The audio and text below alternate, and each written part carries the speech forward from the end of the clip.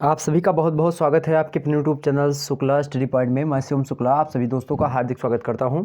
आज के वीडियो के अंतर्गत साथियों बात करेंगे हम प्रयोजन मूलक हिंदी के बारे में और जानेंगे प्रयोजन मूलक हिंदी से किस प्रकार के प्रश्न आपके एग्जाम्स में पूछे जाते हैं। ध्यान रखेंगे प्रयोजन मूलक हिंदी, चाहे दुनिया की कोई भी परीक्षा हो, अगर उसमें प्रयोजन मूलक हिंदी आपसे प्रश्न में पूछा जा रहा है, मतलब प्रयोजन मूलक हिंदी से प्रश्न पूछा जा रहा है, तो यह वीडियो आपके लिए बहुत ही महत्वपूर्ण है। वैसे तो मैं बताना चाहूँगा BA तृतीय वर्ष के 3 पेपर का यह नाम है प्रयोजन मूलक हिंदी, मतलब कि पेपर 3 के अंतर्गत आता है। लेकिन अगर आप BA सेकंड ईयर में प्रयोजन मूलक हिंदी किसी विश्वविद्यालय में शामिल किया गया है या फिर अन्य विश्वविद्यालय में किसी में भी प्रयोजन मूलक हिंदी के बारे में आपको पढ़ना होता है, या चाहे आप IAS PCS की दृष्टि से पढ़ें या फिर अन्य कोई परीक्षा हो उसमें प्रयोजन मूलक हिंदी आपके सिलेबस में संकलित हो, तो इस वीडियो से आप काफ़ी महत्वपूर्ण, मतलब कि एक प्रकार से बहुत ज़्यादा लाभान्वित हो सकेंगे। तो इसलिए इस वीडियो को अंत तक देखने का प्रयास करें। जितने भी लोग हमारे साथ जुड़े हुए हैं सभी लोग वीडियो को लाइक करके चाहे एक प्रकार से शेयर कर दीजिए सभी लोगों के पास वीडियो। इसके बाद में मेरे प्यारे दोस्तों ध्यान रखेंगे आपकी अभी क्लास जो होनी है, इसके बाद में आपकी क्लास क्या होगी, 8 बजे से रात 8 बजे से आपकी क्लास होनी है उसकी सेकेंड ईयर वालों की जो है जियोग्राफी की, और उसके बाद में आपकी क्लास होनी है मेरे प्यारे दोस्तों किसकी, होम साइंस की, रात में 9:30 बजे से। ओके, तो ध्यान रखेंगे सभी लोग वीडियो को लाइक कर दीजिए और शेयर कर दीजिए सेशन को। ओके, बहुत ही मजा आएगा वीडियो के अंतर्गत। BA तृतीय वर्ष वाले छात्र छात्राएं लाभान्वित हो सकेंगे। वैसे आपको प्रयोजन मूलक हिंदी के बारे में जानना अति आवश्यक होता है। आप दैनिक जीवन में अगर आपके तमाम प्रकार की चीज़ें आप जीवन में रह रहे हैं, जीवन में बहुत सारा उपयोग होता है दैनिक मतलब की क्रियाओं में, आप देखेंगे प्रयोजन मूलक हिंदी का। प्रयोजन मतलब होता है किसी चीज़ का प्रयोजन अगर किया गया हो तो उसमें कार्य करने वाली भाषा को हम प्रयोजन मूलक भाषा कहते हैं। अभी हम समझेंगे इन सभी मुद्दों को। तो BA तृतीय वर्ष के पेपर 3 के अंतर्गत हिंदी साहित्य जो व्यक्ति लिए होते हैं उनको यह पढ़ना होता है। न्यू मॉडल पेपर है 2021 का। परीक्षा पैटर्न के साथ में बताने का प्रयास करूंगा आपको, एक ही वीडियो में सब कुछ समाहित कर दूंगा, मतलब एक ही वीडियो देखिए और प्रयोजन मूलक हिंदी के समस्त पहलुओं पर आपको चर्चा करने को यहाँ पर देखने को मिलेगी। और ध्यान रखेंगे महत्वपूर्ण जो है प्रश्नोत्तर है, बस इतना आपको पढ़ लेना है। ध्यान रखेंगे बहुत ही जो है एक प्रकार से ऐसी वीडियो है यह जिस वीडियो से आपको बहुत ज़्यादा लाभ मिलेगा और बहुत ही ज़्यादा हेल्पफुल होगी। कॉन्फिडेंस का अनुभव करेंगे वीडियो के अंत तक पश्चात होते होते, तो वीडियो को अंत तक अवश्य देखें। अगर आप शुरू किए हैं तो अंत अवश्य करें मेरे प्यारे दोस्तों, यही मेरी गुजारिश है आप सभी से। फटाफट से आप सभी का गुड इवनिंग लोगों, सभी लोगों को स्वागत है आपका शुक्ला स्टडी पॉइंट में। Good evening all of you. चलिए सेशन को शुरू करते हैं और बड़े ही आसानी से सारे मुद्दे को समझने का हम प्रयास करते हैं। ओके, रात 8 बजे से अभी आपकी क्लास शुरू होगी किसकी, रात 8 बजे से क्लास होगी मेरे प्यारे दोस्तों किसकी, तो क्लास होगी आपकी जियोग्राफी सेकंड पेपर की, सेकंड ईयर की। वही मेरे प्यारे दोस्त जो है होम साइंस की क्लास आपकी होगी BA सेकंड ईयर की जो है 9:30 बजे से। और कल की बात करें तो कल भी आपकी क्लासेस जल्द ही इसी समय लगवा दी जाएंगी, मतलब कि कल भी एक क्लासेस आपकी, मतलब एक क्लास आपकी 7 बजे से लेकर के, मतलब थर्ड ईयर वालों की हिंदी की क्लास प्रॉपरली हिंदी की क्लास आपकी 7 बजे चलेगी। ध्यान रखेंगे प्रॉपरली अब 7 बजे हिंदी क्लास मैं शुरू कर दूंगा। तो BA थर्ड ईयर वालों हिंदी की क्लास के लिए आप लोग जो है शाम 7 बजे जरूर आइए करिए। ओके, इसी प्रकार से जो है आपकी 8 बजे और 9 बजे भी 3 क्लास आपके फिक्स कर दूंगा, ये रात में डेली मतलब चलती रहेंगी इस प्रकार से। ठीक, अगर रिस्पॉन्स अच्छा रहा इस वीडियो के माध्यम से आप सभी का, ठीक ध्यान रखेंगे। तो लाइव आपकी कब कब होंगी, आपकी रात मतलब 7 बजे शुरू होंगी और 9 बजे तक, मतलब 9:30 मतलब कि 9 बजे तक बोल रहा हूँ, 10-11 बजे तक आपकी चलती रहेंगी, मतलब 7 से आपकी 11, मतलब 3-4 घंटे आपके सामने प्रस्तुत रहूंगा। ठीक, चलिए बात करते हैं मेरे प्यारे दोस्तों। पहला प्रश्न आपके सामने आ चुका है। पहला प्रश्न वैसे मैं बताना चाहूंगा कि आज की वीडियो के अंतर्गत हम चर्चा किसके बारे में करने वाले हैं। तो जितने भी छात्र छात्राएं हमको देख रहे हैं फटाफट से वीडियो को लाइक कर दीजिए, क्योंकि आज की वीडियो के अंतर्गत हम आपको क्या क्या बारे मतलब किसके बारे में चर्चा करेंगे उसको बता दें एक बार। आज की वीडियो के अंतर्गत हम पल्लवन की परिभाषा को देखेंगे, पल्लवन की विशेषताओं को चर्चा करेंगे, टिप्पणी क्या होती है और टिप्पण क्या होता है, इन दोनों में अंतर देखेंगे। संक्षेपण की परिभाषा भी हम देखेंगे और 4 विशेषताओं को भी देखेंगे। पत्र लेखन क्या होता है उसके बारे में हम चर्चा करेंगे, उसकी विशेषताओं पर चर्चा करेंगे। जो है अनुस्मारक क्या होता है इसको जानेंगे। कंप्यूटर किसे कहते हैं, कंप्यूटर कौन सी मुख्य क्रियाएं करता है उसके बारे में जानेंगे। भाषा कंप्यूटिंग में वर्ड प्रोसेसिंग और डाटा प्रोसेसिंग क्या होता है, इसके अंतर्गत जो तमाम सारे कार्य होते हैं उनका विश्लेषण करेंगे। वहीं प्रयोजन मूलक भाषा किसे कहते हैं इसके बारे में जानेंगे। प्रयोजन मूलक हिंदी के क्या क्या उद्देश्य होते हैं दैनिक जीवन में उसको भी देखेंगे। सामाजिक पत्र किसे कहते हैं, सरकारी पत्र किसे कहते हैं, पृष्ठांकन क्या होता है, कार्यालय आदेश क्या होता है, कंप्यूटर की विशेषताएं क्या क्या होती है, पत्रकारिता के उद्देश्य क्या होते हैं, पत्रकारिता क्या होती है, भारतीय भाषाओं की पत्रकारिता का पिता किसे कहा जाता है आखिरकार और क्यों कहा जाता है, इसको देखेंगे। समकालीन हिंदी पत्रिकाओं के नाम हम देखेंगे, समाचार पत्रों की प्रमुख विशेषताओं को देखेंगे, समाचार प्राप्ति के प्रमुख स्रोत देखेंगे, कहाँ कहाँ से समाचार पत्र हम प्राप्त कर सकते हैं, सॉफ्टवेयर कितने प्रकार के होते हैं उसको जानेंगे, इंटरनेट किसे कहते हैं इसको जानेंगे, पत्रकारिता जानेंगे उसका क्या आशय होता है, पत्रकारिता के महत्व की हम चर्चा करेंगे, फोटो पत्रकारिता क्या होती है इसको देखेंगे, फीचर लेखन क्या होता है इसके बारे में जानेंगे, नई संचार तकनीकों का एक प्रकार से हम उसका भी उल्लेख करेंगे आपके सामने, टेली प्रिंटर क्या होता है, इसका आविष्कार कब हुआ, किसने किया और क्या क्या विशेषताएं हैं टेली प्रिंटर की इसको बताऊंगा, पेजर क्या होता है, ईमेल से आप क्या समझते हैं, वेब पेज क्या होता है, अनुवाद या फिर उसके अंदर टीका अनुवाद क्या होता है, विधिक अनुवाद क्या होता है, और जो है बेंटिंग क्या होती है आपकी, और बेंटिंग के कितने रूप होते हैं, आमुख किसे कहा जाता है, शीर्षक क्या होता है, उसके कौन कौन से प्रकार होते हैं, पृष्ठ सज्जा के कौन कौन से तत्व होते हैं, पृष्ठ सज्जा क्या होती है, संचार के प्रमुख कार्य कौन कौन से होते हैं, मल्टीमीडिया क्या होती है, उसका अर्थ हम कैसे स्पष्ट कर सकते हैं, वीडियो फोन के विषय में आखिरकार हम और आप क्या जानते हैं, इन सभी मुद्दे के बारे में आज एक ही वीडियो के अंतर्गत आपको समझाने का प्रयास करूंगा मेरे प्यारे दोस्तों। संक्षेपण, पल्लवन, ये सब तो सारी बातें मैं एक ही वीडियो के अंतर्गत आपको समझाने का ही पर्सनली प्रयास करूंगा, लेकिन जहां तक बातें हैं इन सभी प्रश्नों पर आज की वीडियो के अंतर्गत चर्चा करेंगे। पल्लवन, संक्षेपण, ये सारी की सारे मुद्दे यहाँ पर हम देखने का भी प्रयास करेंगे। ठीक, चलिए आपके सामने मेरे प्यारे दोस्तों पहला प्रश्न अंकित हो चुका है, पहला प्रश्न आपके सामने आ चुका है, ध्यान से देखने का प्रयास करेंगे। वहीं पेपर 2 को लेकर के भाषा विज्ञान वाला जो भाषा का इतिहास है उसकी वीडियो कल आपके सामने आ चुकी थी, उसको आप लोगों ने देखा और इसी प्रकार से इसको भी आप लोग देख करके अच्छे से अच्छे नंबर आप एग्जाम्स में अवश्य लाएंगे, या मेरा एक प्रकार से आई होप, मतलब मैं आशा करता हूँ ऐसा। चलिए शुरू करते हैं बिना समय गंवाए। बहुत बहुत स्वागत है आप सभी का, welcome to Shukla D point. Good evening all of you, सभी गुड इवनिंग, नमस्ते, राम राम। चलिए शुरू करते हैं सेशन को, बड़ी ही आसानी समझते हैं।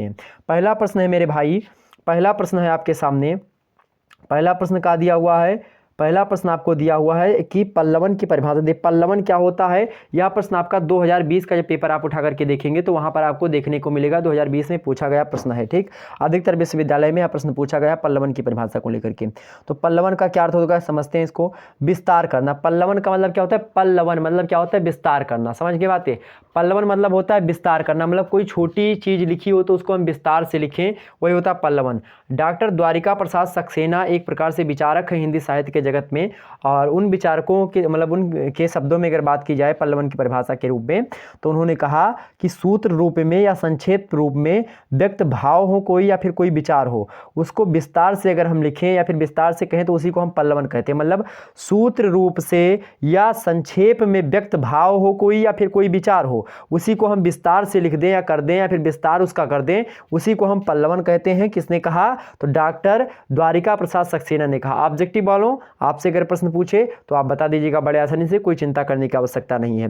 वहीं डॉक्टर कैलाश चंद्र भाटिया महोदय कहते हैं, डॉक्टर कैलाश चंद्र भाटिया और एक इनके साथ और है जो है सुमन सिंह। तो डॉक्टर जो है कैलाश चंद्र भाटिया और सुमन सिंह, इन दोनों ने मिलकर के कहा कि किसी सूक्ति, कोई सूक्ति हो, सूक्ति समझते, सूक्ति, उक्ति, ये सब छोटी छोटी होती, पंक्ति कोई, ये सब छोटी छोटी, तो किसी सूक्ति की किसी भावपूर्ण वाक्यांश हो या वाक्य हो या कोई लोकोक्ति हो या कोई कथन हो आदि में, इन सभी में क्या हो, विविध भाव हो या विचार हो, उन भावों को अलग अलग प्रकार के भावों को, अलग अलग प्रकार के विचारों को हम क्या करें, विस्तार दे दें। क्या दे दें, विस्तार दे करके लिखना विस्तारण या फिर भाव प्रसारण कहलाता है। तो आपसे एग्जाम से प्रश्न पूछेगा पल्लवन को अन्य किस नाम से जाना जाता है, तो पल्लवन को हम भाव विस्तारण के नाम से भी जानते हैं और विस्तारण भी कहते हैं, और विस्तार करना भी पल्लवन को हम ही कहते हैं। तो पल्लवन समझ आई, पल्लवन मतलब होता है कि किसी भी दी गई छोटी विषय वस्तु को हमको उसके भाव और विचारों को बढ़ा करके बताना है। किसने बताया आपको, तो भैया किसने बताया, तो कैलाश चंद्र भाटिया ने भी इसको बताया, सुमन सिंह ने बताया, और किसने बताया हमको, द्वारिका प्रसाद सक्सेना। इन तीन का कोटेशन अगर आपको पता है तो एग्जाम से में आपके अच्छे नंबर लिखित वालों आ सकते हैं। ठीक, चलिए आगे बढ़ते हैं। पहला प्रश्न क्लियर हो गया होगा, जाहिर सी बात है। तो ये विस्तृत चर्चा मैं यहाँ पर करने वाला हूँ और ज़्यादा एक प्रकार से सारे के सारे मुद्दों को एक ही, मतलब पूरे के पूरे पेपर को आप प्रयोजन मूलक हिंदी के एक ही वीडियो में पाएंगे। ठीक, या ये मेरा एक प्रकार से शुरुआत से ही एक प्रकार से यही रहा है ब्यौरा कि विश्वविद्यालय के छात्र छात्र हैं या फिर जो महाविद्यालय के छात्र छात्र हैं, लगातार उनकी पढ़ाई नहीं हो पाती, और खास करके उनकी पढ़ाई तो होती है जो बड़े बड़े कोर्सेस कर रहे होते हैं, लेकिन खासकर उस तबके की पढ़ाई नहीं होती जैसे बीए की। बीए की पढ़ाई सही तरीके से नहीं हो पाती है। इसलिए जो है एक प्रकार से मुझे एक प्रकार से इसमें क्रांति लाना है बीए में, और सबको आगे बढ़ाना है। बीए की छात्र छात्राओं से मुझे इतना लगाव है जितना मुझे अपने आप से नहीं, यह बात ध्यान रखेंगे। क्यों लगाव है? क्योंकि एक प्रकार से मुझे लगाव उसी से होता है जो एक प्रकार से हमेशा हर जगह पे हारा होता है, उसी को मैं जिताने का प्रयास करता हूँ हमेशा, और खुद भी ऐसा रहा हूँ हमेशा। तो इसीलिए मैं ये नहीं चाहता जो हमारे ऊपर बीती या फिर आपके ऊपर वही बीते, तो ऐसा बिल्कुल भी नहीं। चलिए फटाफट से वीडियो को शेयर करके और लाइक कर दीजिए आप सभी लोग। तो दूसरा परिभाषा पल्लवन की विशेषताएं। पल्लवन की क्या क्या विशेषताएं होती हैं? पल्लवन की परिभाषा आपने समझ ली। पल्लवन का मतलब होता है विस्तारण या फिर विस्तार करना, या फिर भाव विस्तारण जिसको कहा जाता है, या विचार विस्तारण कह सकते हैं। ठीक, पल्लवन की विशेषता का समझते हैं हम। पल्लवन की विशेषताएं आपके सामने हैं। जैसे पहली विशेषता है गद्यात्मक रचना। क्योंकि पल्लवन जो होती है क्या होती है? गद्यात्मक रचना होती है। गद्य पद्य, गद्य पद्य दो प्रकार के आपके काव्य, मतलब कि दो प्रकार के आप हिंदी साहित्य में देखते होंगे, और कुछ ऐसी छिटपुट पंक्तियां मिलती हैं जो कि आपकी गद्य और पद्य दोनों को मिलाकर के लिखी गई होती हैं, लेकिन वह एक प्रकार से मुख्य रूप से नहीं होती, गौड़ पात्र में आती हैं, गौड़ रूप में आती हैं। तो ऐसे में गद्य और पद्य होती है। तो पद्य क्या होती है? जिसमें आपके भाव विचार जो होते हैं वह एक प्रकार से थोड़ा शैली के माध्यम से आते हैं, लेकिन जो पद्य होता है, मतलब जो गद्य होता है, इसमें भाव विचार जो होते हैं सीधे सपाट शब्दों में किए जाते हैं, ताकि हमारी बातें या लेखक की बातें जो दूसरे यानी कि जन समुदाय है उन तक सही तरीके से पहुंच सके। लेकिन जो काव्य वाले होते हैं उनकी बातें सही तरीके से नहीं समझ पाते लोग। ठीक, चलिए तो पल्लवन की विशेषताएं कौन है? पहली बात तो यह कि गद्यात्मक रचना। पल्लवन क्या है? गद्यात्मक रचना होती है। क्या है? गद्यात्मक रचना है। बहुत ध्यान से हमारे साथ बोलेंगे, क्या रचना, कौन सी रचना? पल्लवन गद्यात्मक रचना है। दूसरा क्या? सर्जनात्मकता इसमें होती है। सर्जनात्मकता मतलब होती है ग्रहण करने की क्षमता, सर्जन करने की क्षमता, उसी को हम क्या कहते हैं? सर्जनात्मकता कहते हैं। तो इसमें क्या होती है? सर्जनात्मकता होती है, ग्रहण करने की क्षमता। पल्लवन ऐसी विधा होती है जिसमें सब कुछ ग्रहण करने की क्षमता होती है। एक लोटे पर अगर आपके सामने कोई उक्ति दी गई है, मान लेते दिया गया है कि जो है ब्रेकिंग डॉग्स सेल्डम बाइट, मतलब जो है भौंकते, जो कुत्ते भौंकते हैं वो काटते नहीं है, या फिर जो बादल गरजते हैं वह बरसते नहीं है। इसका आपको भाव विस्तारण पूछ लिया गया, भाव विस्तारण करना है। तो इसका भाव विस्तारण आप बहुत तरीके से कर सकते हैं। बड़े ही कठिन शब्द है, या इतना छोटा सा शब्द लिखा है, लेकिन उस छोटे से शब्द को हम बहुत बड़े शब्दों में तब्दील कर सकते हैं। यही होता है भाव विस्तारण। तो ये क्या कर रहा है? अपने आप में तमाम सारी विषय वस्तु को सर्जन कर रहा है, मतलब विस्तार है इसमें। ठीक, तो सृजनात्मकता इसमें पूर्ण रूप से होती है, क्योंकि यह गद्यात्मक रचना है। दूसरा क्या? यह सृजनात्मकता इसके अंदर पाई जाती है। तीसरा मौखिकता। मौखिकता एक प्रकार से आमुख जिसको आप कहते हैं, मौखिकता इसमें पाई जाती है। मौखिकता मतलब मुख्य रूप से जो बातें आप मुख से या फिर इस प्रकार से तमाम सारी चीज़ें जो कि आप प्रकार से मौखिक रूप से होती हैं वह सभी इसमें इंक्लूड होती हैं। मौखिक रूप से हम इसको तमाम सारी चीज़ों को विस्तारित करते हैं, तो वही होती है आपकी मौखिकता। तो इसमें मौखिकता होती है, सृजनात्मकता होती है, गद्यात्मक रचना होती है, या गद्यात्मक रचना होती है, सृजनात्मकता होती है और मौखिकता होती है। वहीं और भी समझने का प्रयास करिए थर्ड ईयर वालों, केंद्रोन्मुखता होती है। इसमें जो भी बातें कही जाती होंगी वह बातें, जैसे कि मान लेते हैं हमने कहा कि जो है जो कुत्ते भौंकते हैं वो काटते नहीं, या फिर जिसकी लाठी उसकी भैंस, माइट इज राइट। तो मान लेते हैं हमने कहा जिसकी लाठी उसकी भैंस, या फिर जो कुत्ते भौंकते हैं वो काटते नहीं। तो जैसे मान लेते कुत्ते पर ही जो बातें मान लेते कही गई हैं कि ब्रेकिंग डॉग्स सेल्डम बाइट, या फिर जिसकी लाठी उसकी भैंस, जिसकी लाठी उसकी भैंस, इसी पर पूरा का पूरा जो आपका निबंध होगा, भाव विस्तारण होगा, वह केंद्रित होगा। मतलब इसमें केंद्रोन्मुखता होती है, मतलब प्रबंध रूप से लिखा जाता है कि एक ही मुद्दे पर पूरा का पूरा यह निबंध या एक ही मुद्दे पर पूरी की पूरी विधा जो होती है केंद्रित होती है। इसीलिए इसको केंद्रमुखता, मतलब कि क्या कहा जाता है, इसको हम केंद्रोन्मुखता बताते हैं। समझ में आ रही बातें? आगे बढ़ते हैं। फटाफट से लाइक कर दो अगर समझ में आती है मेरे भाई। तो केंद्रोन्मुखता इसमें पाई जाती है।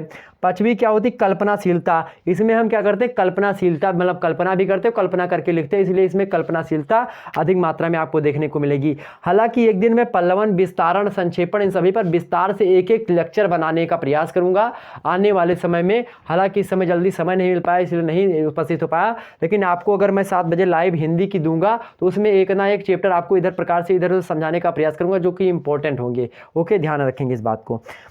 तो यह कल्पनाशीलता भी इसमें होती है। छठवीं बात इसमें कि शैलीगत प्रवाहमयता होती है। शैलीगत प्रवाहमयता मतलब होता है कि इसमें अगर आप एक लाइन पढ़ते हैं, मतलब फ्लो, तो इसमें क्या होता है? वाणी में फ्लो बना रहता है। मतलब कि क्या बना रहता है? इसमें जो लिखी हुई बातें होती हैं उनमें फ्लो बना होता है। मतलब एक लाइन पढ़ो तो दूसरी लाइन पढ़ने पर मजबूर हो जाओ। ऐसी मूवी देखो, जैसे मूवी में देखते हैं, ऐसी मूवी अगर आप कोई देख रहे हो जिसमें फ्लो हो तो आपको नींद नहीं लगती। कि इसके बाद क्या होगा? थ्रिलर मूवी देखते होंगे, सस्पेंस थ्रिलर, तो इसमें क्या होता है? आपकी की एक प्रकार से बनी होती है कि इसके बाद क्या होने वाला है, या फिर कतली जो कत्ल करने वाला व्यक्ति वह कौन है, आपको सस्पेंस बना होता है। ठीक इसी प्रकार से सस्पेंस इसमें भी बना होता है, शैलीगत प्रवाहमयता होती है कि आगे इसके बारे में क्या जानने वाले हैं। या जिस प्रकार से कुछ व्यक्ति होंगे, कुछ ऐसे व्यक्ति स्टूडेंट मेरे साथ होते हैं कि आज सर क्या पढ़ाएंगे, उनके अंदर क्या है, एक प्रकार से उनके अंदर प्रवाहमयता, मतलब कि वो सोचते हैं कि सर के अंदर प्रवाहमयता है, मतलब हमारी ऐसी शैली है कि प्रवाहमयता की आप एक बात सुनते हैं तो दूसरी बात सुनने की इच्छा आपकी हो, वही होती है प्रवाहमयता। एक लाइन पढ़े दूसरी लाइन पढ़ने पर मजबूर हो जाए, ये शैलीगत प्रवाहमयता होती है। और यही बातें मैं आपको बताता हूँ कि मनोवैज्ञानिक शैली के अंतर्गत आपकी कॉपी लेखन में, जब भी आप कॉपी लेखन करें तो आप शैलीगत प्रवाहमयता आपकी उसमें होनी चाहिए, आप में केंद्रोन्मुखता होनी चाहिए। केंद्रोन्मुखता मतलब कि जो पूछा गया है उसी पर आपके उत्तर घूम घूम करके वहीं पर रहना चाहिए। वहीं एक प्रकार से जो है सृजनात्मकता भी आपके उत्तर में थोड़ी बहुत होनी चाहिए। ये सारी चीज़ें मैं कैसे बताता हूँ, क्योंकि मैंने जो है ये सारी चीज़ें पढ़ी हैं। जो प्रयोजन मूलक अगर आप हिंदी सही तरीके से पढ़ लेंगे तो आप यूपीएससी का उत्तर लिख रहे हो, चाहे बीए का चाहे एमए का, किसी का उत्तर आप लिख रहे हो, कोई दिक्कत की बात नहीं होगी, बड़े आसानी से लिख लेंगे। ठीक, सारी चीज़ समझ में आ गई, आगे समझते हैं। तीसरा नंबर प्रश्न आपके सामने है, टिप्पण और टिप्पणी और टिप्पण में क्या अंतर होता है। तो टिप्पण का नाम लेते ही टिप्पणी का स्मरण हो मतलब कि हो आना स्वाभाविक ही होता है। जैसे हम टिप्पण कहते हैं तो टिप्पणी हमारे मन में वैसे आ जाता है। लोग भ्रमवश टिप्पणी और टिप्पण को एक ही मान लेते हैं मेरे भाई, जबकि इन दोनों में क्या होता है, पर्याप्त रूप से अंतर स्पष्ट रूप से हमको दिखाई पड़ता है। और है भी कैसा कि टिप्पणी वह अभिव्यक्ति होती है, बहुत ध्यान से समझिए मेरे भाई, टिप्पणी वह अभिव्यक्ति होती है जो किसी भी विचाराधीन पत्र के निस्तारण के लिए लिखी जाती है। कि कोई विचाराधीन पत्र हो, उसका निस्तारण किया जा रहा हो, मतलब कि आप कमेंट उस पर कोई कैसा करते हैं, उसी को हम क्या कहते हैं, टिप्पणी कहते हैं। तो किसी विचाराधीन पत्र के निस्तारण के लिए लिखी जाती है टिप्पणी। और टिप्पण का प्रयोग क्या करते हैं हम, टिप्पण का प्रयोग मतलब टिप्पण क्या होता है, टिप्पण का प्रयोग हम क्या करते हैं भाई, एक मिनट कलर बदलने आपका, टिप्पण का प्रयोग हम करते हैं टिप्पणी लिखने की प्रक्रिया के लिए। तो टिप्पण जो होता है, टिप्पणी लिखने की प्रक्रिया को हम टिप्पण कहते हैं। लेकिन कोई मान लेते हैं कोई मुद्दा है, वह मुद्दा जो है एक प्रकार से बैठा हुआ है, उस मुद्दे पर एक प्रकार से कुछ है नहीं, मान लेते कोई फोटो आपने डाला, उस फोटो पर आपने क्या किया, टिप्पणी किया, कमेंट किया। तो ये फोटो किस प्रकार से है, तो उसको आपने सामने बताया लोगों को कि हाँ फोटो वेरी नाइस, ऑसम, या आपने बताया और तमाम प्रकार की चीज़ें आपने बताई जो भी आप लिखते हैं। आप तो लिखते हैं ज़बरदस्त, JBR, आप लिखते हैं JBR और 10 लिखते हैं, उसके बाद में लिखते हैं ST, मतलब ज़बरदस्त इसको बोलते हैं। नाइस लिखना होता है, तो ये भी एक प्रकार से प्रयोजन मूलक हिंदी के अंतर्गत ही पढ़ते हैं आप, ये आप पढ़ते हैं प्रयोजन मूलक हिंदी के अंतर्गत, यही पढ़ने को आपको ये भी मिलेगा। व्हाट्सएप में एक नई प्रकार की आप देखेंगे शैलीगत नवीनता दिखाई पड़ती है। जैसे आप लिखेंगे नाइस लिखना हुआ, नाइस कैसे लिखते हैं, यन, और उसके बाद में क्या लिखते हैं, सॉरी नाइस हम बोल दिए, यन नहीं लिखते हैं, नाइस के लिए हम क्या लिखते हैं, 9, और उसके बाद में क्या लिखते हैं, ऐसे नाइस कुछ ऐसे लिखते हैं, मतलब व्हाट्सएप पे ज़्यादा कुछ 60 में एक दिन मेरे पास किसी ने किया था, शायद एक स्टूडेंट ही था, तो उसने लिखा कि सर नाइस, उसमें लिखा मतलब कि मैंने एक वीडियो उसके बाद भेजा तो उसने लिखा नाइस, तो लिख रहा नाई, मतलब कि 9 लिखा था, उसके बाद में ये मतलब IS कुछ लिख दिया था पीछे, तो हमने देखा है ये क्या लिखा है, ज़बरदस्त ऐसे लिखते हैं। ठीक, और एंड वगैरह, एंड पूरा का पूरा एंड नहीं लिखा जाएगा इसमें, देखें ऐसे लिखते हैं YND, मतलब एंड हो गया ये, मतलब ए नहीं लिखता, जैसे कि आपको लिखना हुआ, बहुत सारी चीज़ें हैं, या भी प्रयोजन मूलक हिंदी के अंतर्गत ही आती हैं अगर आप विस्तार से इसको पढ़ें तो। टिप्पण क्या होता है भाई, टिप्पण जो होता है कोई विचाराधीन पत्र हो, अगर उसको निस्तारण करना हुआ, आगे लाना हुआ, किसी के सामने रखना हुआ, तो उसके बारे में हम बताते हैं, उसी को टिप्पणी कहते हैं। लेकिन टिप्पणी किस प्रकार से की जाए, टिप्पणी किस प्रकार से करनी है, लिखने की जो प्रक्रिया होती है टिप्पणी की, उसी को हम टिप्पण कहते हैं। अर्थात अगर बताना चाहूँ आपको, टिप्पणी लिखने की कला या प्रक्रिया का नाम क्या होता है, टिप्पण होता है। डॉक्टर ईश्वर दत्त सील ने कहा इसके बारे में कि जिस प्रकार संक्षेप करने की कला संक्षेपण कहलाती है, तो संक्षेप में लिखने की कला क्या कहलाती है, संक्षेपण कहलाती है। संक्षेपण भी आपके चैप्टर में होगा, जब कोई बड़ी विषय वस्तु दी होती है और उसको हमको क्या करना होता है, कई छोटे वस्तु में, जैसे तमाम सारी चीज़ें लिखी होती हैं कि जो है मान लेते हैं रावण बड़ा अत्याचारी था, वह बड़ा दुराचारी था, उसने माता सीता का हरण किया था, या तमाम प्रकार की चीज़ें ऐसे खूब लिखी होती हैं, उसको आपको छोटा करके लिखना होता है, तो इसी को हम संक्षेपण यानी संक्षेप में लिखते हैं, संक्षेपण कहते हैं। तो इन्होंने बताया डॉक्टर ईश्वर चंद्र शील ने कि जिस प्रकार से संक्षेप करने की कला को संक्षेपण कहते हैं, विस्तार करने की कला को विस्तारण कहते हैं, विस्तारण कहलाती है, ठीक उसी प्रकार से टिप्पणी को लेकर के मतलब टिप्पणी लेखन की कला को टिप्पण कहते हैं, टिप्पणी लेखन की कला को टिप्पण कहते हैं। ऑब्जेक्टिव वालों आपसे कभी प्रश्न पूछे कि जिस प्रकार संक्षेप करने की कला संक्षेपण कहलाती है, विस्तार करने की कला विस्तारण कहलाती है, उसी प्रकार से टिप्पणी करने की कला टिप्पण कहलाती है, कथन किसका है? तो डॉक्टर ईश्वर दत्त शील का है। ओके, तो टिप्पणी समझ में आ गई। टिप्पणी और टिप्पण। टिप्पणी क्या है? टिप्पणी जो आपने किया यानी जो बातें आपने कही किसी विचाराधीन पत्र के बारे में, वह और किस माध्यम से करी, किस तरीके से आपने टिप्पणी को लिखा, वह चीज़ें जो है टिप्पण कहलाता है। आगे थोड़ा समझिए भाई, इसे यूँ ही कहा जा सकता है कि टिप्पण प्रक्रिया है और टिप्पणी उसका प्रतिफल यानी परिणाम रूप है। मतलब टिप्पण प्रक्रिया के तहत हमको क्या परिणाम मिलता है? अगर टिप्पण नामक प्रक्रिया आप करें, टिप्पण नामक आप प्रक्रिया करते हैं, टिप्पण नामक आप मेरे प्यारे दोस्तों प्रक्रिया क्रिया करते हैं, कर्म करते हैं, तो हमको फल क्या मिलता है? टिप्पणी मिलती है। समझ में आई बात? तो अस्तु टिप्पणी एक परिभाषिक शब्द है, इसका प्रयोग क्षेत्र विशेष में किया जाता है या फिर होता है। ठीक, समझ में आ गई बातें? आगे समझते हैं। ऐसे थोड़े थोड़े चीज़ों को हम समझते हुए आगे बढ़ेंगे। चौथा प्रश्न आपके सामने, संक्षेपण की परिभाषा देते हुए उसकी 4 विशेषताएं लिखिए। संक्षेपण क्या है भैया? 2020 में यह प्रश्न पूछा गया है आपसे। संक्षेपण को देखिए, डॉक्टर महेंद्र चतुर्वेदी एक व्यक्ति हैं और वह एक प्रकार से डॉक्टर मतलब पीएचडी वगैरह किए हुए हैं हिंदी साहित्य से।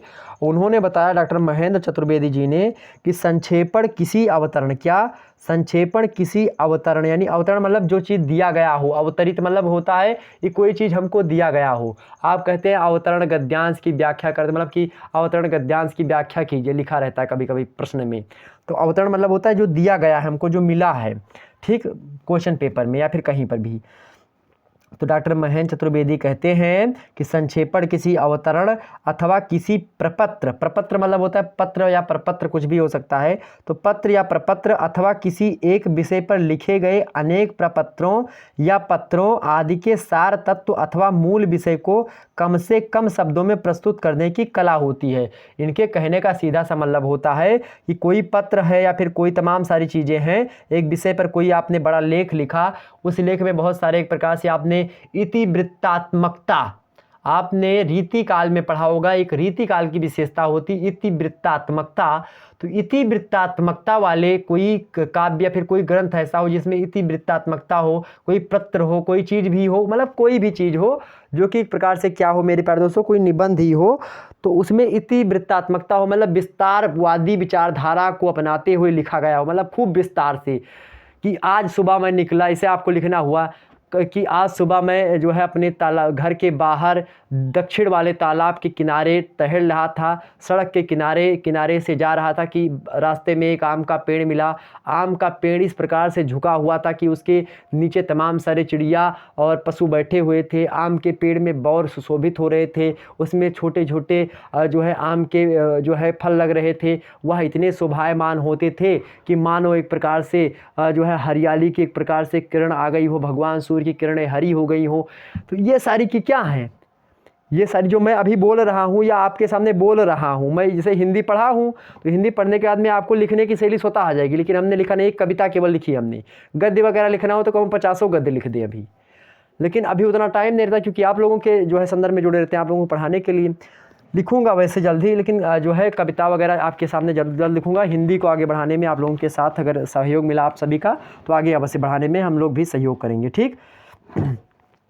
तो देखेंगे यहाँ पर, तो कम से कम शब्दों को, अगर किसी बात को कोई बड़ी विषय वस्तु लिखी उसको आपको कम से कम शब्दों में प्रस्तुत कर देना ही क्या कहलाता है? आपका संक्षेपण कहलाता है। संक्षेपण की 4 विशेषताएं हैं। पहले मूल का सार, मतलब जो बातें लिखी गई है, जो कहानी दी गई है उसका सार क्या है आखिरकार। आप देखते नहीं कि आप कहते हो कथा वस्तु संक्षेप में लिखी, आपने कभी कभी देखा होगा हिंदी में आपसे पूछा आता है कि जो है हर्षवर्धन की कथा वस्तु आप संक्षेप में लिखें। आपने इंटर हाई स्कूल में लिखा होगा कथा वस्तु संक्षेप में। संक्षेप मतलब कम शब्दों में, संक्षेप मतलब संक्षेप, संक्षेपण, संक्षेप, संक्षेपण, टिप्पण, टिप्पणी। संक्षेप मतलब क्या होता है? एक प्रक्रिया होती संक्षेप। संक्षेप प्रक्रिया, संक्षेप प्रक्रिया के द्वारा संक्षेपण बनता है, टिप्पण प्रक्रिया के द्वारा टिप्पणी बनती है। समझ में आ रही बात है ना? यही चीज़ें होती है मेरे भाई। ठीक, तो संक्षेप में लिखना मतलब क्या है, आप जो संक्षेप में लिखते हैं, क्रिया करते हैं, वही संक्षेपण हो जाता है। किसी लाग विषय वस्तु को, किसी बड़ी विषय वस्तु को छोटी बना देना संक्षेपण होता है।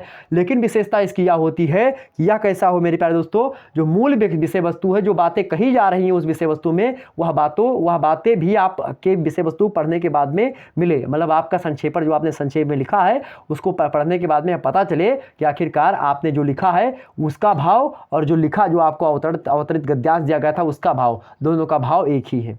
ठीक, चलिए, तो ये मुद्दा होता है। ठीक, ये मुद्दा होता है। आगे बढ़ें, फटाफट से लाइक कर दीजिए मेरे भाई और शेयर कर दीजिए दोस्तों के पास, सभी दोस्तों के पास वीडियो को शेयर कर दीजिए और लाइक दबा के ठोका करो भाई, लाइक दबा के ठोको ताकि ऊर्जा आए और अच्छे तरीके से आपको पढ़ाओ। धुआं कर देंगे एकदम से, समझ लीजिए। लेकिन पॉइंट को आप तक के कानों तक पहुँचाने का प्रयास करो। चक्षु खोल करके बढ़ जाइए, अपने ज्ञान चक्षुओं को खोल करके बढ़ जाइए, मुँह धुल लीजिए आसानी से और बैठे आसानी से पढ़ें। मूल का सार, क्रमबद्धता होनी चाहिए। जो भी लिखें आपका क्रमबद्ध तरीके से लिखना चाहिए। मतलब ऐसा नहीं कि क्रमबद्धता ना हो, जो बातें पहले उसमें बताई गई हो वो बातें आप लास्ट में लिखें, जो लास्ट में बताई गई वो पहले लिखें, ऐसा नहीं होना चाहिए।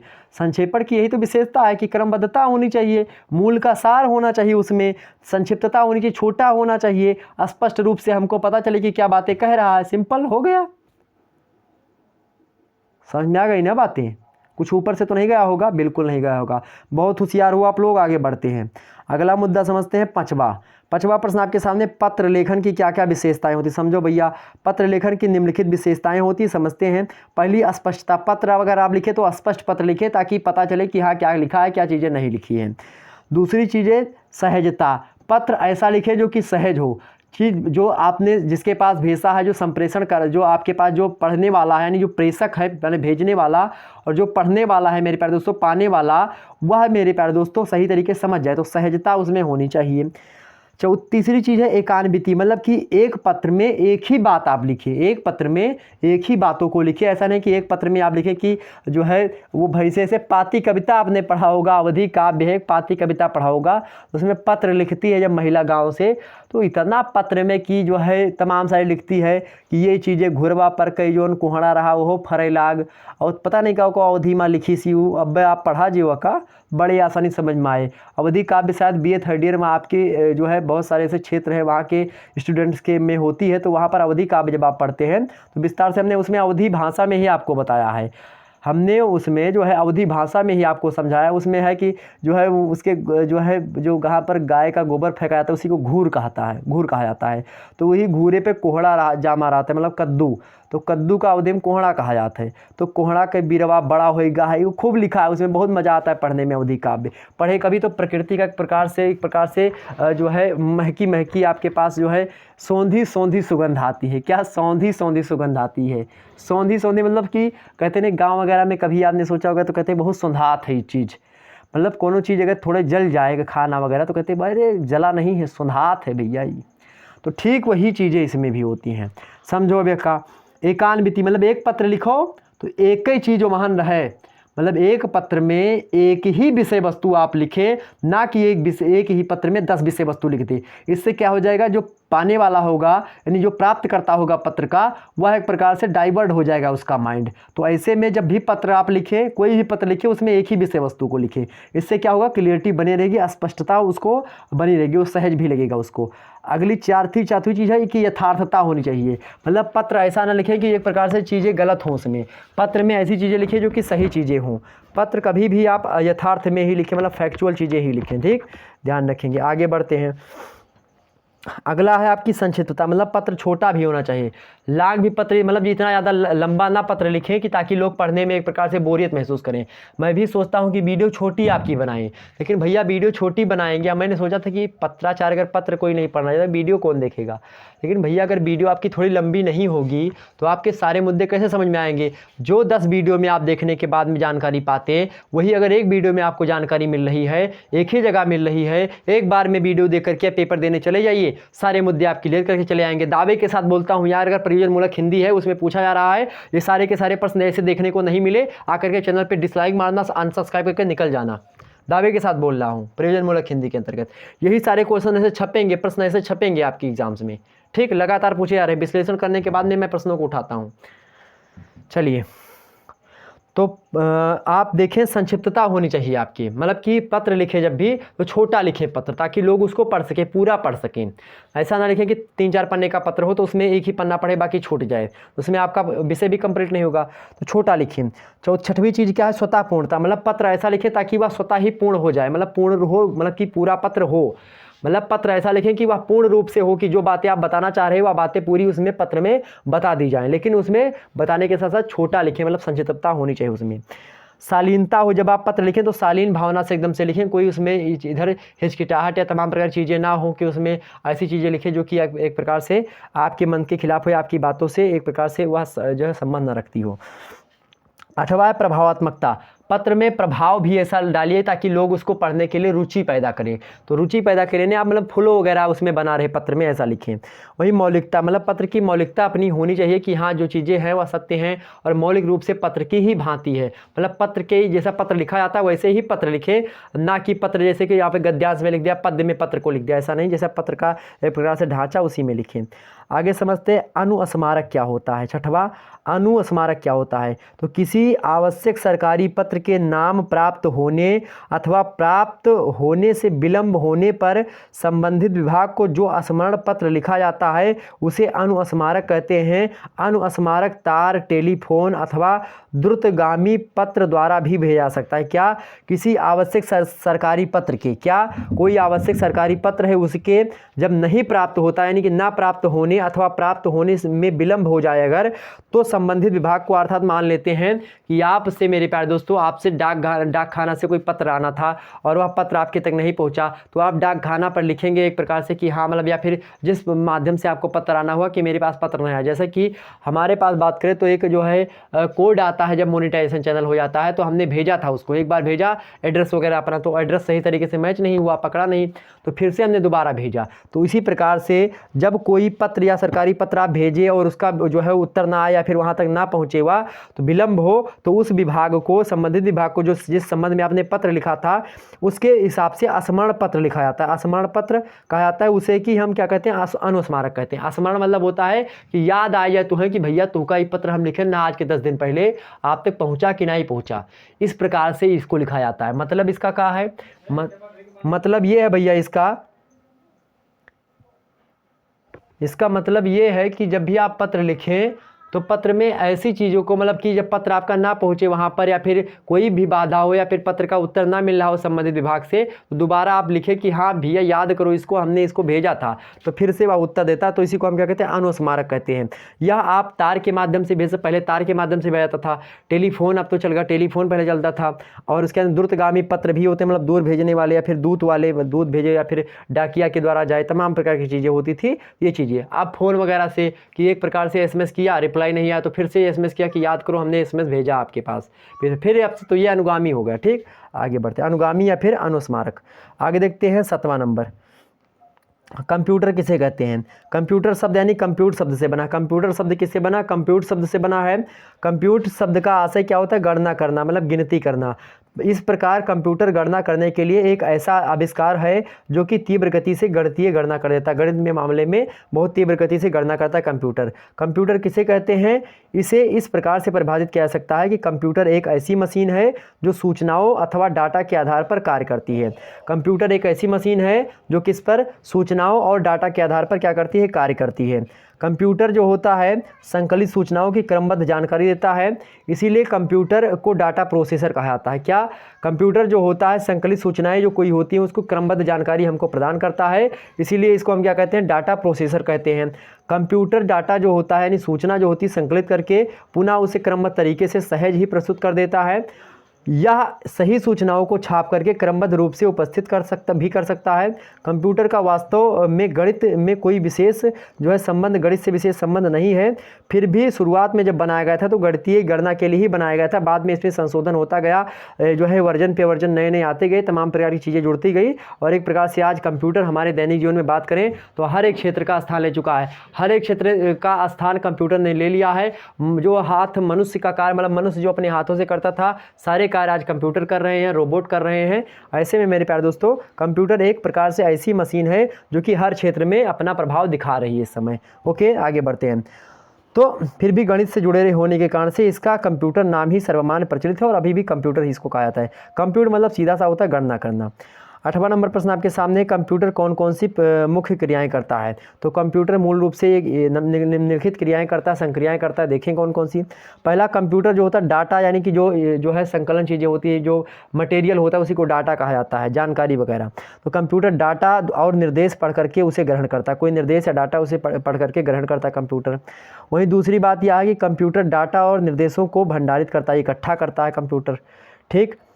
तीसरा मुद्दा, क्या करता है कंप्यूटर? और भी तमाम सारे कार्य कंप्यूटर के होते हैं। क्या कार्य है? कंप्यूटर जो होता है विभिन्न प्रक्रियाओं और उनमें उनके क्रम को नियंत्रित करता है कि किस प्रकार से कौन सी क्रियाएं होगी और किस प्रकार से किस क्रम में कौन सी क्रिया होगी। वहीं चौथा चीज़ कंप्यूटर क्या करता है? यह उपयोगी सूचनाओं को प्रयोक्ताओं के समझाने योग्य, मतलब के योग्य बनाता है। जो सूचनाएं उसको इकट्ठा होती है उसको एक क्रमबद्ध रूप तरीके से हमारे सामने प्रस्तुत करता है ताकि हम अच्छे तरीके से समझ पाएँ। आगे देखते हैं, 9वां नंबर प्रश्न आपके सामने है, भाषा कंप्यूटिंग में वर्ड प्रोसेसिंग एवं डाटा प्रोसेसिंग के अंतर्गत किए जाने वाले कार्यों का विश्लेषण कीजिए। समझे भैया इसको? वर्ड प्रोसेसिंग की सहायता से पत्र या रिपोर्ट तैयार कर सकते हैं हम। क्या? वर्ड प्रोसेसिंग की सहायता से हम क्या कर सकते हैं? कोई पत्र तैयार कर सकते हैं या फिर रिपोर्ट तैयार कर सकते हैं। उनके शब्दों को हम बदल सकते हैं, उनके शब्दों, अक्षरों आदि को हम गिन सकते हैं और वर्तनी शुद्ध कर सकते हैं। वर्ड प्रोसेसिंग प्रोग्राम के माध्यम से किसी विभिन्न प्रकार के जो फॉन्ट होते हैं उसको हम बदल सकते हैं। इन्हें जो है एक प्रकार से इटैलिक, बोल्ड या फिर जो है अंडरलाइन कर सकते हैं। इटैलिक या फिर बोल्ड या फिर अंडरलाइन, मतलब कि एक प्रकार से हाईलाइट वगैरह कर सकते हैं, इसको हम गोला कर सकते हैं, आयत बना सकते हैं उस पर। वर्ड प्रोसेसर पत्र लेखन, पत्रों की सूची को बनाने, प्रतिवेदन तैयार करने आदि में क्या होता है? अत्यंत उपयोगी सिद्ध होता है। कोई चीज़ आपको जोड़ना हुआ, गिनना हुआ, भाग देना हुआ आदि जो कार्य होते हैं हमें करने पड़ते हैं, उन्हें प्रोसेसिंग कहा जाता है। जो कार्य हम करते हैं जैसे जोड़ना हुआ, घटाना हुआ, कोई कार्य हुआ, गिनना हुआ, भाग देना हुआ, ये सब कार्य क्या होता है? प्रोसेसिंग होता है, इसी को हम प्रोसेसिंग कहते हैं। और डाटा के बारे में अगर बातें सूचनाओं के बारे में की जाए या फिर किसी जानकारी के बारे में की जाए तो उसी को हम क्या कहते हैं? डाटा प्रोसेसिंग कहते हैं। डाटा से सूचना निकालने के लिए हमें बहुत सी क्रियाएं करनी पड़ती है, उन सभी क्रियाओं को डाटा हम प्रोसेसिंग के नाम से जानते हैं। तो हमको जो डाटा प्रोसेसिंग, जो तमाम सारी सूचनाएं होती हैं उनको निकालने के लिए उनको तमाम सारी जो क्रियाएं करते हैं उन सभी क्रियाओं को हम डाटा प्रोसेसिंग कहते हैं। डाटा प्रोसेसिंग हम जो है कागज़ कलम लेकर के हाथ से भी कर सकते हैं और जो है एक प्रकार से कंप्यूटर में हम तीव्र गति से कर सकते हैं, परंतु आजकल हम जो है हम यह काम कंप्यूटर की सहायता से करते हैं। जैसे कि आपको मान लेते हैं अगर जोड़ना हुआ 345 गुणा आपको 545 से करना हुआ तो आप क्या करेंगे? आप कॉपी पेन लेकर के करेंगे तो ज़्यादा समय लगेगा, लेकिन अभी आप वही कैलकुलेटर खोलेंगे, तुरंत लगाएंगे, खट खट हो गया, आपका काम खत्म, तुरंत आ गया कि क्या आंसर होगा। तो ऐसे में मेरे प्यारे दोस्तों कंप्यूटर क्या करता है? तीव्र गति से कार्य करता है और मनुष्य का जो हाथ होता है वह धीरे गति से कार्य करता है, क्योंकि जो मनुष्य होता है वही कंप्यूटर चलाता है। ध्यान रखेंगे यह बात। तो कंप्यूटर कभी भी मनुष्य से आगे नहीं, यह बात भी आपको ध्यान रखनी होगी। कंप्यूटर को कौन बनाने वाला है? मनुष्य बनाने वाला है।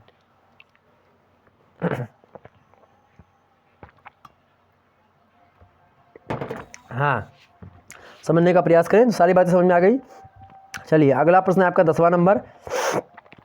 10वां नंबर प्रश्न है मेरे भाई, 10वां नंबर प्रश्न है आपके सामने, प्रयोजन मूलक भाषा किसे कहते हैं? भाषा को लोग पढ़ते हैं, लिखते हैं, समझते हैं, लेकिन जब कोई भाषा किसी प्रयोजन विशेष के लिए प्रयुक्त की जाए या किसी ऑफिस में, किसी जो है प्रकार से जो है मान के अधिकारी के क्षेत्र में, किसी परिषद में या संसद वगैरह में, तमाम प्रकार की काम काज की चीज़ों में जो भाषा प्रयोग की लाई जाती है उसी को हम प्रयोजन मूलक भाषा कहते हैं। किसी चीज़ का आप प्रयोजन करें और उस प्रयोजन में किसी भाषा का प्रयोग करें तो वही भाषा प्रयोजन मूलक भाषा कहलाती है। समझे क्या लिखा है? भाषा को लोग पढ़ते हैं, लिखते हैं और समझते हैं, लेकिन जब किसी प्रयोजन विशेष के लिए किसी भाषा का प्रयोग किया था तो उस भाषा को हम प्रायोगिक रूप से प्रयोजन मूलक भाषा कहते हैं। सिंपल, आगे समझते हैं। 11 नंबर प्रश्न है, प्रयोजन मूलक हिंदी के उद्देश्य बताइए। तो प्रयोजन मूलक हिंदी के उद्देश्य की बात करें तो हिंदी की नवीनतम उद्देश्य परक विधा होती है प्रयोजन मूलक हिंदी। इसके माध्यम से पत्राचार्य हो गया, भाषा कंप्यूटिंग हो गई, पत्रकारिता हो गई, संपादन कला हो गई, मीडिया लेखन हो गया, तथा अनुवाद हो गया आदि, इन सभी क्षेत्रों में विविध क्षेत्रों का परिज्ञान विद्यार्थी को कराया जाता है।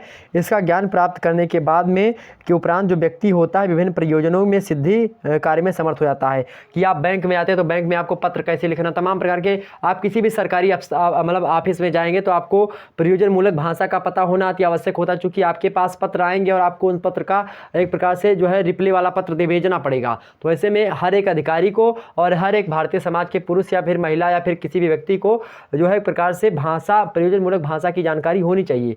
यहाँ बात करें इंडिया की, तो इंडिया में प्रयोजन मूलक हिंदी के बारे में आप सुन रहे होंगे बीए के तृतीय वर्ष में। लेकिन मेरे प्यारे दोस्तों, यही भाषा जो प्रयोजन मूलक भाषा है, इसको विदेशों में आप देखेंगे, विदेशों के सिलेबस में तो शामिल किसमें किया गया है, आप कक्षा 10 या 6-7 से पढ़ना प्रारंभ कर देते हैं वहाँ से। और वहाँ पर कक्षा 10 के बाद में या फिर 12 के बाद में बच्चे क्या करते हैं, खुद ही पढ़ाई करना, अपना मतलब कि जो है वो जॉब करते हैं, पार्ट टाइम जॉब करते हैं, चाहे जितना धनी हो व्यक्ति, पार्ट टाइम जॉब करते हैं, मतलब अपने बल पर वहाँ के लोग खड़े होते हैं। ठीक, ध्यान रखेंगे इस बात को। आगे बढ़ते हैं। अगला प्रश्न आपके सामने है 12वां नंबर प्रश्न है मेरे भाई, सामाजिक पत्र किसे कहते हैं। 12वां नंबर प्रश्न है आपके सामने, सामाजिक पत्र किसे कहते हैं।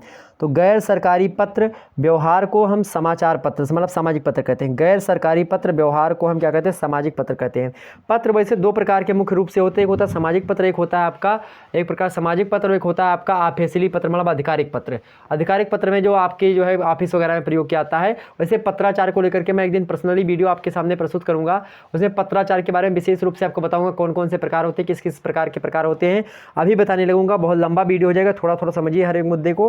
तो सामाजिक पत्र किसे कहते हैं, गैर सरकारी पत्र व्यवहार को सामाजिक पत्र कहते हैं। मतलब ऐसे पत्र जो कि एक प्रकार से आप कोई मतलब शादी में कार्ड भिजवा रहे हैं, या फिर आपके जब बर्थडे है तो आपके बर्थडे पर एक पत्र भिजवाया, या शोक संदेश भिजवाया, तो ये सब पत्र कैसे हैं भैया, ये सब आपके सामाजिक पत्र हैं। इसके अंतर्गत ये पत्र आ जाते हैं जिन्हें लोग अपने दैनिक जीवन में व्यवहार में लाते हैं। इस प्रकार के पत्रों के अनेक रूप प्रचलित हैं, जैसे कि संबंधियों के पत्र हो गया, दूसरा बधाई पत्र, तीसरा शोक पत्र, चौथा परिचय पत्र, पांचवा निमंत्रण पत्र, छठवां विविध प्रकार के सीवी से पत्र जो कि सामाजिकता से संबंध रखते हैं।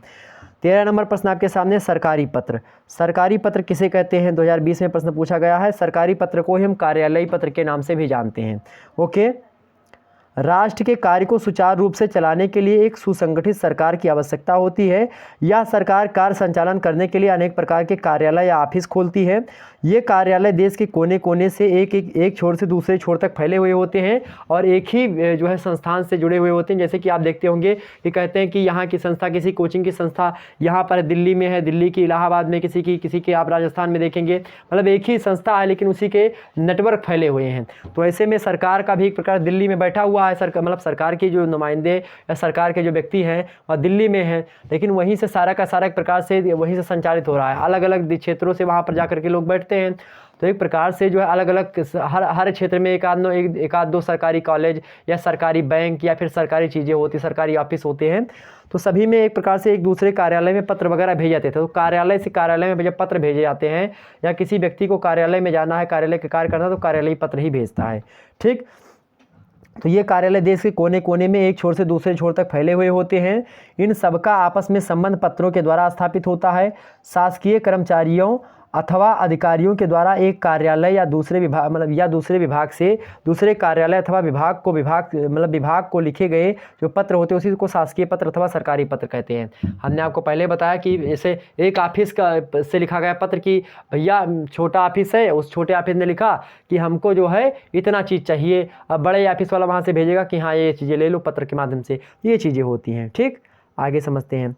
14वां नंबर देखें, 14 नंबर प्रश्न आपके सामने है, पृष्ठांकन का क्या आशय होता है। पृष्ठांकन का आशय स्पष्ट कीजिए। जब किसी पत्र की प्रतिलिपि को किसी अन्य अधिकारी अथवा अधिकारियों के पास सूचना अथवा आवश्यक कार्रवाई के लिए भेजना होता है तब उसे पृष्ठांकन की आवश्यकता होती है।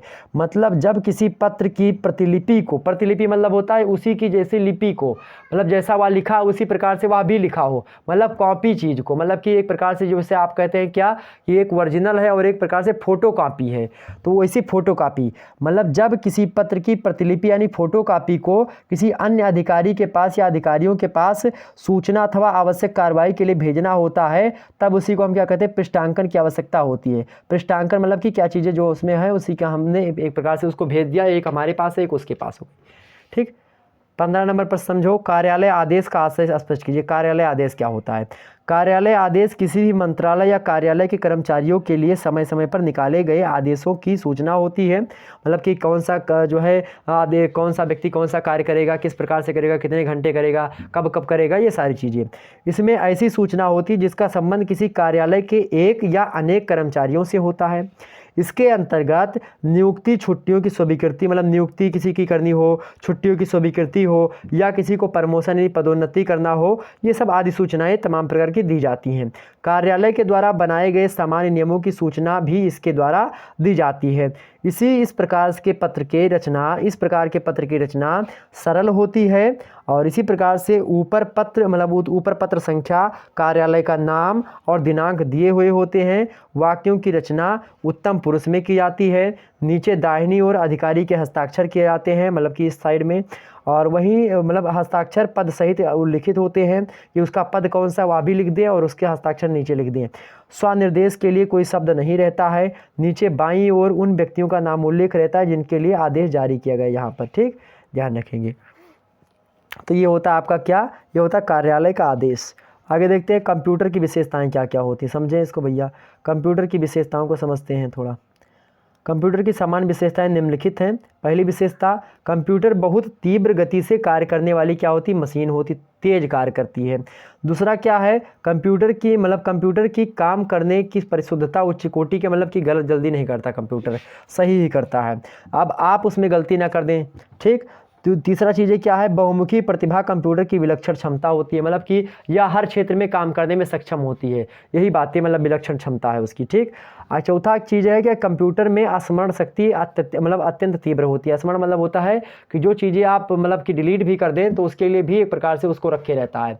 क्या चीज़ें आपने जो आज के 10 साल पहले कंप्यूटर में अपने रखा होगा उसको भी आज जो है अपने यहाँ पर बुला सकते हैं आप, वह भी आ जाएगा। ये एक प्रकार से होता है ट्रेस वाला, आप देखेंगे फ़ोन वगैरह में भी सिस्टम आ चुका है। और कंप्यूटर बहुत दिन पहले आपने कोई मूवी लोड करी है, उसको छोड़ दिया, वैसे 10 साल के बाद में कंप्यूटर खोले, स्विच ऑफ हो गया था आपका कंप्यूटर, तो फिर आपके पास अगर डिलीट मूवी नहीं की तो मूवी आपको मिल जाएगी उसमें। तो क्या होता है, बहुत ज़्यादा स्मरण शक्ति होती है, बहुत ज़्यादा याद किए हुए होते हैं कि कहाँ पर कौन सी फाइल है। पांचवा क्या है, कंप्यूटर एक मशीन होने के कारण से संवेगहीन होता है। संवेगहीन क्या होता है, इसके अंदर इमोशन नहीं होता। कंप्यूटर में क्या नहीं होता, इमोशन नहीं होता। आप अगर इमोशन वगैरह मशीन को लेकर के देखना तो एक मूवी देख लीजिएगा आप लोग, जो है मूवी देखना आप सभी लोग, रोबोट मूवी आप लोग देखिएगा। रोबोट मूवी देखिएगा, फर्स्ट वाली रजनीकांत की। उसमें आपको देखेंगे कि जो रोबोट को बनाते हैं उसमें इमोशन का संचार कैसे होता है, उसको देखिएगा। 17 नंबर प्रश्न देखें। 17 नंबर प्रश्न देखने का प्रयास करें आप सभी लोग मेरे भाई। 17 नंबर प्रश्न है कि पत्रकारिता के उद्देश्य बताइए। पत्रकारिता में जन सेवा को विशेष महत्व दिया जाता है। महात्मा गांधी ने कहा है कि महान सेवा ही पत्रकारिता का एकमात्र उद्देश्य होता है। ऑब्जेक्टिव वालों, महान सेवा ही पत्रकारिता का एकमात्र उद्देश्य होता है। यह कथन किसका है, महात्मा गांधी का है। पत्रकारिता का प्रमुख उद्देश्य क्या होता है, संपूर्ण समाज में नव संचार, सजीवता, जागरण, नव स्फूर्ति ऊर्जा, सक्रियता, कि जो निष्क्रिय व्यक्ति उनमें सक्रियता आए, गतिमयता, तीव्रता आए, उनके अंदर संदेश का प्रसार हो, प्रचार हो, जो देश में बातें चल रही हो वहाँ तक पहुँचे। प्रेस ट्रस्ट ऑफ इंडिया नई दिल्ली के भवन शिलान्यास के अवसर पर तत्कालीन प्रधानमंत्री स्वर्गीय श्रीमती इंदिरा गांधी ने कहा था कि पत्रकारिता क्या होती है, पत्रकारिता एक क्या होती भैया, पत्रकारिता एक उद्योग से कहीं ज़्यादा जनसेवा होती है।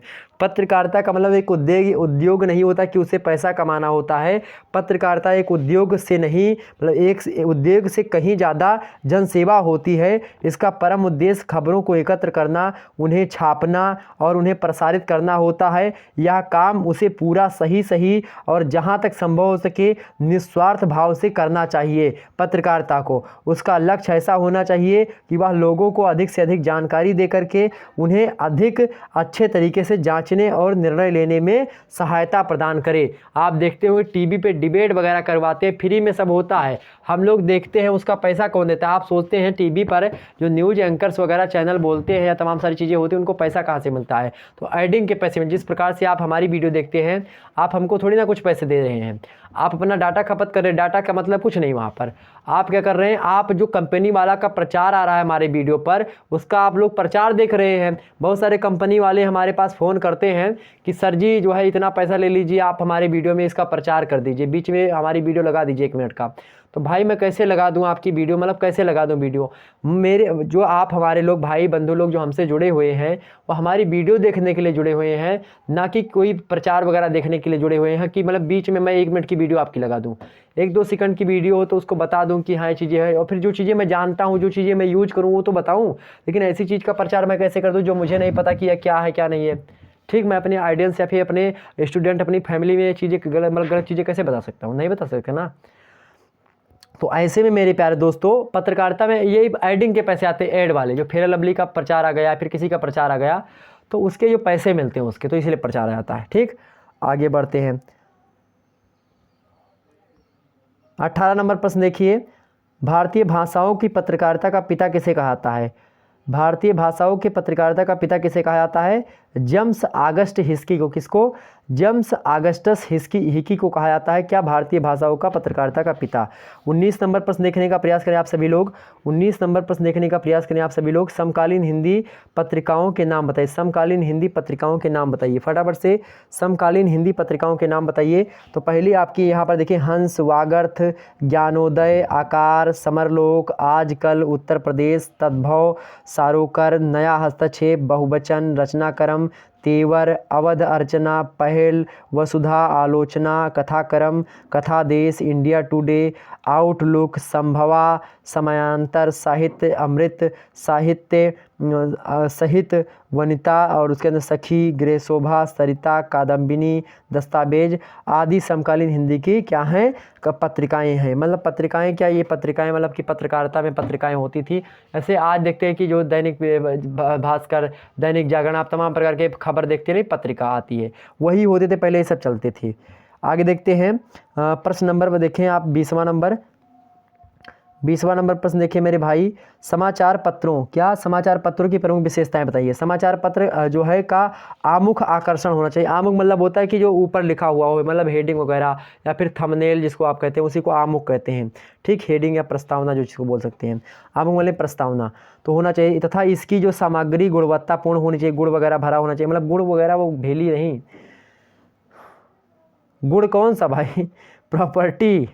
ठीक, मतलब ठीक ठाक सामग्री हो उसमें, एवं विश्वसनीय होनी चाहिए। संपादकीय पर प्रबुद्ध वर्ग का विशेष ध्यान रहता है, इसीलिए इसे तथ्यपूर्ण एवं प्रमाणिक बनाए रखने का प्रयास करना चाहिए। जो भी संपादकीय होता है, संपादकीय मतलब क्या होता है, जो कथा को, मतलब कि जो बातें हैं, जैसे कोई खबर है तो उस खबर को जो अच्छे तरीके से समझा रहा है, वही संपादकीय होता है।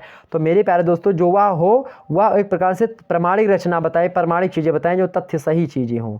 आगे देखते हैं 21 नंबर प्रश्न आपके सामने है, समाचार प्राप्ति के प्रमुख स्रोत कौन कौन से, कहाँ से समाचार हमको प्राप्त होते हैं। समाचार प्राप्ति के मुख्य रूप से 3 स्रोत होते हैं। पहला क्या होता है, प्रत्याशित स्रोत होते हैं, प्रत्याशित स्रोत जो कि पहले से एक प्रकार से आशित है कि हाँ ये चीज़ें आएंगी। दूसरा क्या होता है, पूर्व अनुमानित, पहले से अनुमान है कि ये चीज़ें होने वाली है। वही क्या है, अप्रत्याशित, कुछ अप्रत्याशित स्रोत भी होते हैं। तो प्रत्याशित, अप्रत्याशित और पूर्वानुमानित स्रोत होते हैं। इनसे हमको पता लगता है कि कहाँ पर समाचार प्राप्ति हमको कैसे मिलने वाली है। ठीक, 22 नंबर प्रश्न देखिए, सॉफ्टवेयर कितने प्रकार का होता है। सॉफ्टवेयर मुख्य रूप से 3 प्रकार का होता है। पहला एप्लीकेशन सॉफ्टवेयर, जो आप ऐप वगैरह कहते हैं, एप्लीकेशन सॉफ्टवेयर उसी को कहते हैं। कहते हैं कि गूगल, मतलब ऐप होता है ना, तमाम सारे मोबाइल में आपके ऐप्स होंगे, तो ऐप्स जो होते हैं वही एप्लीकेशन सॉफ्टवेयर होता है। और दूसरा सब्जेक्ट सिस्टम सॉफ्टवेयर, कुछ सिस्टम सॉफ्टवेयर आपके होते हैं जो कि फ़ोन में आपके पहले से, मतलब सिस्टम सॉफ्टवेयर जो सिस्टम आपका चलता है वह सिस्टम सॉफ्टवेयर होता है। तीसरा क्या होता है, फर्मवेयर होता है। ठीक, 3 प्रकार के सॉफ्टवेयर आपके होते हैं। 23 नंबर प्रश्न देखिए आप सभी लोग, इंटरनेट किसे कहते हैं। 2020 में प्रश्न छपा था, इंटरनेट किसे कहते हैं। इंटरनेट विश्व का एक विशालतम कंप्यूटर नेटवर्क होता है।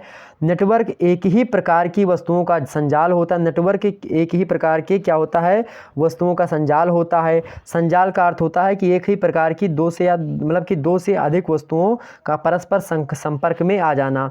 इंटरनेट जो होता है एक बृहद पीयर टू नियर होता है। क्या एक समान होता है, एक बृहद पीयर टू नियर होता है। नेटवर्क होता है। कैसा नेटवर्क? पीयर टू नियर, मतलब एक समान नेटवर्क होता है। इससे जुड़ करके कोई भी कंप्यूटर बड़ी सरलता से सूचनाओं का आदान प्रदान कर सकता है। जैसे जब तक आप अपने मोबाइल का इंटरनेट नहीं चालू करेंगे तब तक आप एक दूसरे से चैटिंग नहीं कर पाएंगे अपने दोस्तों से। क्यों? सही बोल रहा हूँ ना? तो ऐसे में मेरे प्यारे दोस्तों इंटरनेट की उपयोगिता आप समझ लीजिए क्या है आपके दैनिक जीवन में। एक दिन इंटरनेट बंद हो जाए, आपका खाना वगैरह बंद हो जाता है। चलिए समझे बात को ना। इससे सारे कंप्यूटर टेलीफोन लाइन से जुड़े हुए होते हैं। क्या होता है? सारे कंप्यूटर टेलीफोन लाइन से जुड़े हुए होते हैं। इंटरनेट एक टीवी रिले स्टेशन की तरह होता है। क्या? टीवी रिले स्टेशन की तरह होता है। आगे समझिए 24 नंबर प्रश्न। पत्रकारिता का क्या आशय होता है? क्या मतलब है? 2020 में भी छपा था। पत्रकारिता मूलतः समाचार का संप्रेषण होता है। अंग्रेजी जर्नल से जर्नलिज्म शब्द की उत्पत्ति हुई। जर्नल से बना कौन सा? जर्नलिज्म। और जर्नलिज्म से बना आपका क्या? पत्रकारिता, जर्नलिज्म से। ठीक, जिसका अर्थ होता है दैनिक पंजिका। जर्नलिज्म का अर्थ क्या होता है? इसका अर्थ समझिए। इसको पढ़ नहीं पा रहा हूँ, मेरे सुबह से पढ़ाते पढ़ाते एक प्रकार से जो है प्रकार से जी मोटी हो गई है। चलिए, तो क्या है? दैनिक पंजिका हो गई भाई। क्या हो गई? दैनिक पंजिका अथवा डायरी। क्या? दैनिक पंजिका अथवा डायरी किसको कहा जाता है? मतलब कि जर्नल जो होता है जर्नलिज्म को कहा जाता है। इसे यूँ ही कहा जा सकता है कि ऐसी पुस्तिका जिसमें प्रत्येक दिन, पत्रकारिता मतलब होता है क्या? ऐसी पुस्तिका जिसमें प्रत्येक दिन का लेन देन अथवा कारोबार होता है। शाब्दिक दृष्टि से जर्नल का अर्थ जो है अथवा नियत अंतराल पर प्रकाशित होने वाले समाचार पत्र अथवा मैगजीन से भी होता है। तो ये समझ गए ना बातें कि जो मतलब कि रोज़ कही जा रही बातें उनका संकलन कर लें, वही पत्रकारिता हो गई। अस्तु पत्रकारिता दैनिक घटना, कोई बात हो गई, कोई तथ्य है, कोई प्रक्रिया है, स्थिति है, कोई परिस्थिति के संबंध में जानकारी के लेखन है, या फिर जो है चित्रों के द्वारा कोई संप्रेषित करने की जो है क्रियात्मक कला है। इन सभी को हम क्या कह सकते हैं? पत्रकारिता कह सकते हैं। तो परिस्थिति के संबंध में जानकारी के लेखन अथवा चित्रों के द्वारा संप्रेषित करने की क्रियात्मक कला को ही हम क्या कहते हैं? पत्रकारिता कहते हैं। कैसे? पत्रकारिता जो होती है दैनिक घटना कोई हो, कोई बात हो, कोई तथ्य हो, कोई प्रक्रिया हो, कोई स्थिति हो और कोई परिस्थिति हो, इन सभी के संबंध में जानकारी के लिए लेखन अथवा चिन्हों, इस चिन्ह या कोई चित्र या फिर कोई प्रतीक, तो लेखन अथवा चित्रों के द्वारा संप्रेषित करने की जो क्रियात्मक कला होती है कि दूसरे तक पहुंचाने की जो कला होती है, इसी को हम पत्रकारिता कहते हैं। पत्रकारिता का महत्व क्या है इसको समझते हैं कि खींचो न कमानों को न तलवार निकालो, जब तोप मुकाबिल हो तो अखबार निकालो। ठीक, किसने कहा था? या किसने कहा था? अकबर इलाहाबादी का एक शेर है यह। ठीक, समझे। पत्रकारिता के महत्व को स्पष्ट कीजिए, प्रकाश डालिए। पत्रकारिता जनभावना की अभिव्यक्ति, सद्भाव की उद्भूति और नैतिकता की पीठिका होती है। संस्कृति, सभ्यता और स्वतंत्रता की क्या होती है? वाणी होती है। और वाणी होने के साथ ही साथ यह जीवन में अभूतपूर्व क्या होती है? अग्रदूतिका होती है। राज्य की चतुर्थ स्तंभ में स्वीकृत होती है। और एक प्रकार से आप देखेंगे राज्य में देखेंगे तो इसे 3 स्तंभ होते हैं। तो इसे न्यायपालिका, कार्यपालिका, व्यवस्थापिका, और चौथा कौन होता है? आपका मीडिया यानी पत्रकारिता। ठीक, ध्यान रखेंगे। तो चौथा स्तंभ देश का होता है। पत्रकारिता का महत्व मतलब असंदिग्ध होता है। सत्यदेव विद्यालंकार इसे वर्तमान युग का सबसे प्रभावी आविष्कार मानते हैं। आपसे एग्जाम से प्रश्न पूछेगा पत्रकारिता को वर्तमान युग का सबसे प्रभावशाली आविष्कार कौन मानते हैं? तो सत्यदेव विद्यालंकार मानते हैं। इस संदर्भ में अकबर इलाहाबादी का एक शेर प्रचलित है जो हमने पढ़ा आपके सामने, ये खींचो न कमानों को न तलवार निकालो, और जब तो मुकाबिल हो तो अखबार निकालो। मतलब यह है कि ना तो कमानों से तलवार निकालो भैया, और ना तो एक प्रकार से जो है आप तोप वगैरह निकाल, मतलब कि जब भी बात हो कि जब ऐसी बात हो कि तोप निकलने की बात हो, मतलब कि युद्ध करने की एकदम से परंपरा हो कि अब मारे देना एकदम से, तलवार निकालने की बात हो, तोप चलाने की बात हो, तो ऐसी स्थिति में कुछ ना करो, ये सब बंद कर दो, तलवार वगैरह सब बंद कर दो, कुछ ना निकालो। क्या करो तब? केवल अखबार निकालो बस। आज के युग में देखते हैं आज ऐसे तो होता है। आगे देखो आज कैसे लोग डरते हैं सोशल मीडिया से, कैसे डर रहे हैं। वीडियो लोग बना लेते हैं तुरंत। आगे समझते हैं। फोटो पत्रकारिता के पर टिप्पणी लिखिए। 26 नंबर। फोटो पत्रकारिता का आशय समाचार पत्रों में छपने वाले फोटो से है। फोटो अर्थात चित्रों की विशेषता होती है कि ये बहुत कम समय में बहुत अधिक कहने की सामर्थ्य रखते हैं, इसलिए पत्रकारिता जगत में फोटो पत्रकारिता का विशेष महत्व है।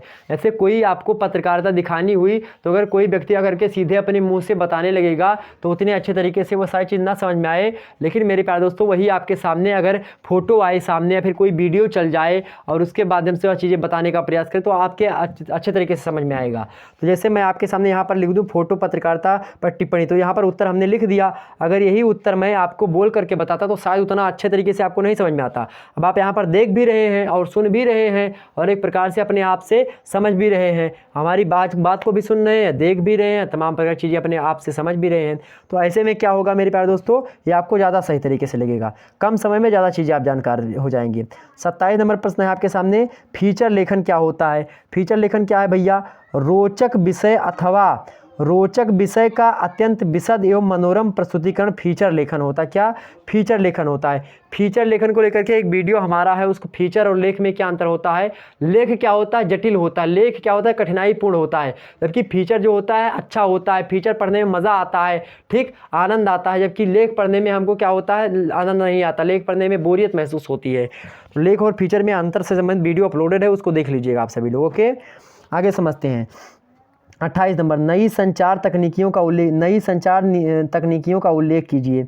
तो आधुनिकतम नवीन संचार तकनीकों में अधोलिखित की गणना की जाती है। पहला क्या, कंप्यूटर नेटवर्क, दूसरा क्या, टेली कॉन्फ्रेंसिंग, ये सब क्या है, जो है नई संचार तकनीकी हैं। क्या, कंप्यूटर नेटवर्क पहला, दूसरा क्या है, टेली कॉन्फ्रेंसिंग हो गया, तीसरा क्या है आपका, टेली टेक्स्ट हो गया, मतलब कि एक प्रकार से जो लिखने वाला ऐप वगैरह देखते हैं आप, इस समय गूगल इंडिक कीबोर्ड वगैरह चल रहे हैं कि अंग्रेजी में लिखो, हिंदी में आपके सामने लिख करके आ रहा है, तमाम प्रकार की शैली, किसी में लिखो, किसी भाषा को लिखने में वो सक्षम है।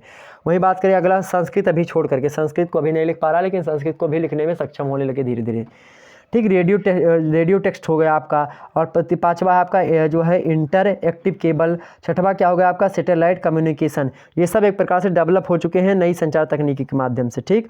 अब यह सब देखिए, ये सब प्रयोजन मूलक हिंदी के अंतर्गत ही आते हैं। ये सब कैसी भाषा है, हिंदी की, मतलब कि हिंदी में लिखा है देवनागरी लिपि में, लेकिन ये सब भाषा कैसी है, नई नई विकास हो रहा है तो उसका नाम रखा जा रहा है, तो ये एक प्रकार शब्द शक्ति में विस्तार तो हो रहा है। आगे समझिए, जो हमने कल की वीडियो में आपको बताया था। आगे समझते हैं भाई। अगला प्रश्न आपके सामने 29 नंबर है, टेली प्रिंटर का आविष्कार कब और किसने किया था, इसकी विशेषताएं बताइए। टेली प्रिंटर जो है दूर संचार के क्षेत्र में वरदान सिद्ध हुआ है। इसे तार घरों, समाचार पत्रों, कार्यालयों और सरकारी संस्थानों में प्रयोग किया जाता है।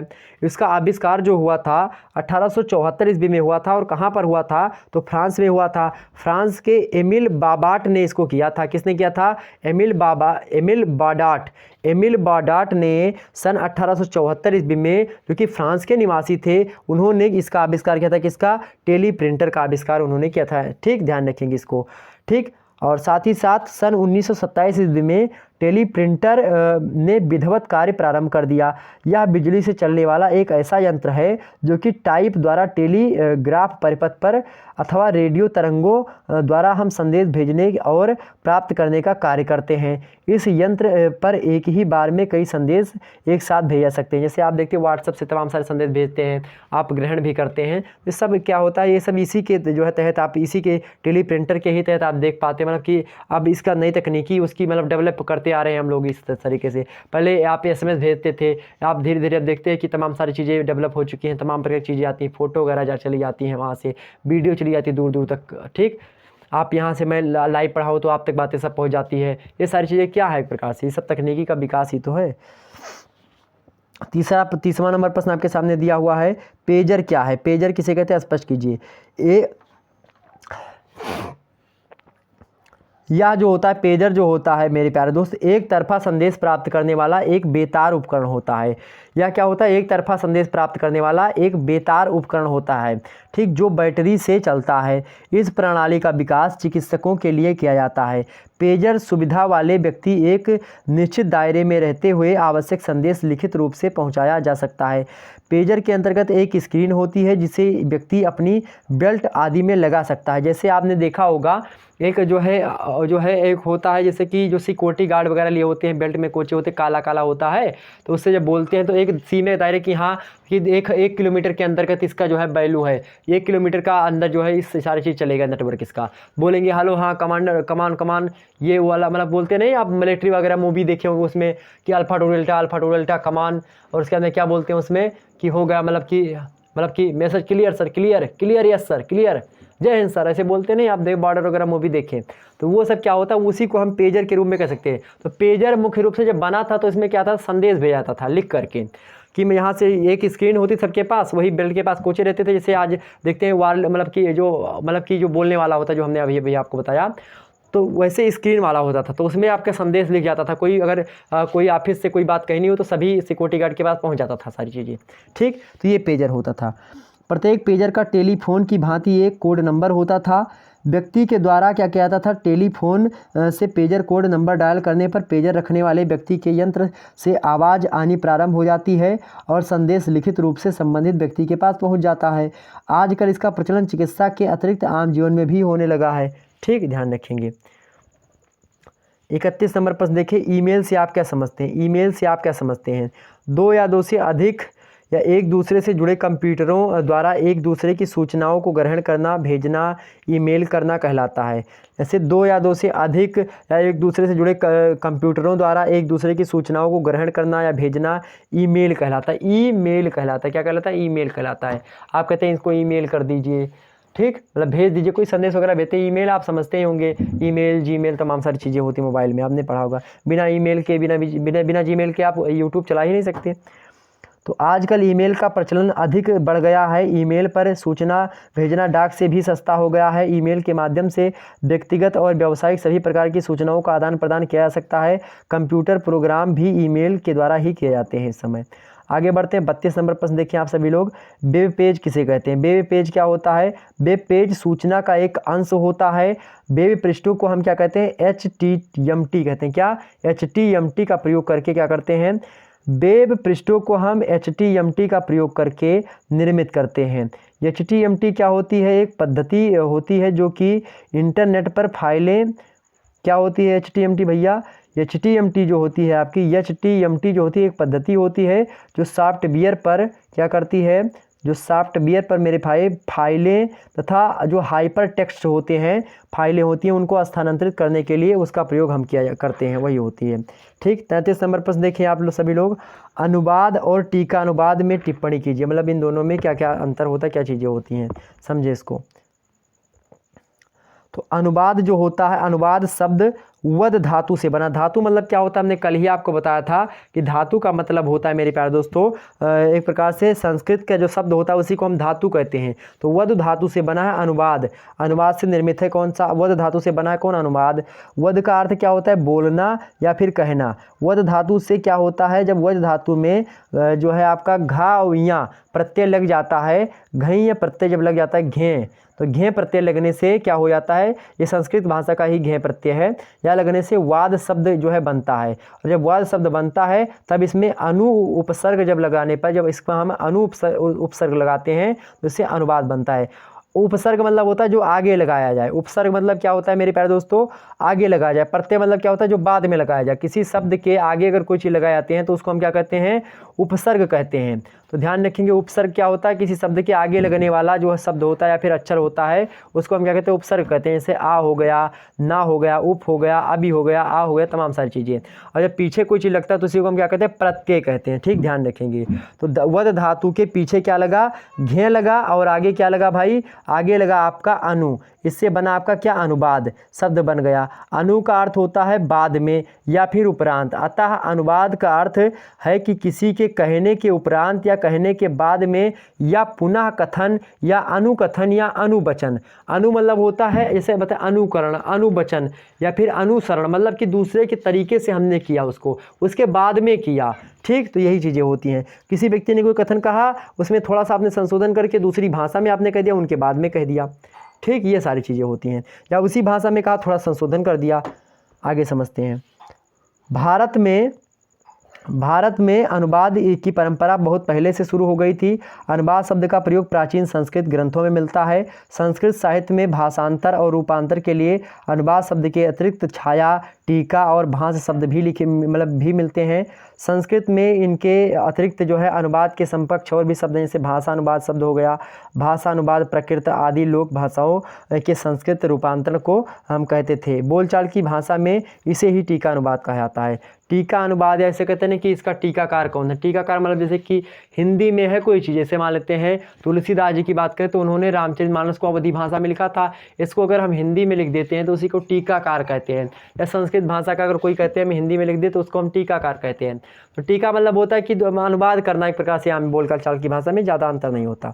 आगे बढ़ते हैं। 34 नंबर प्रश्न। 34 नंबर प्रश्न आपके सामने है, विधिक अनुवाद किससे क्या तात्पर्य है।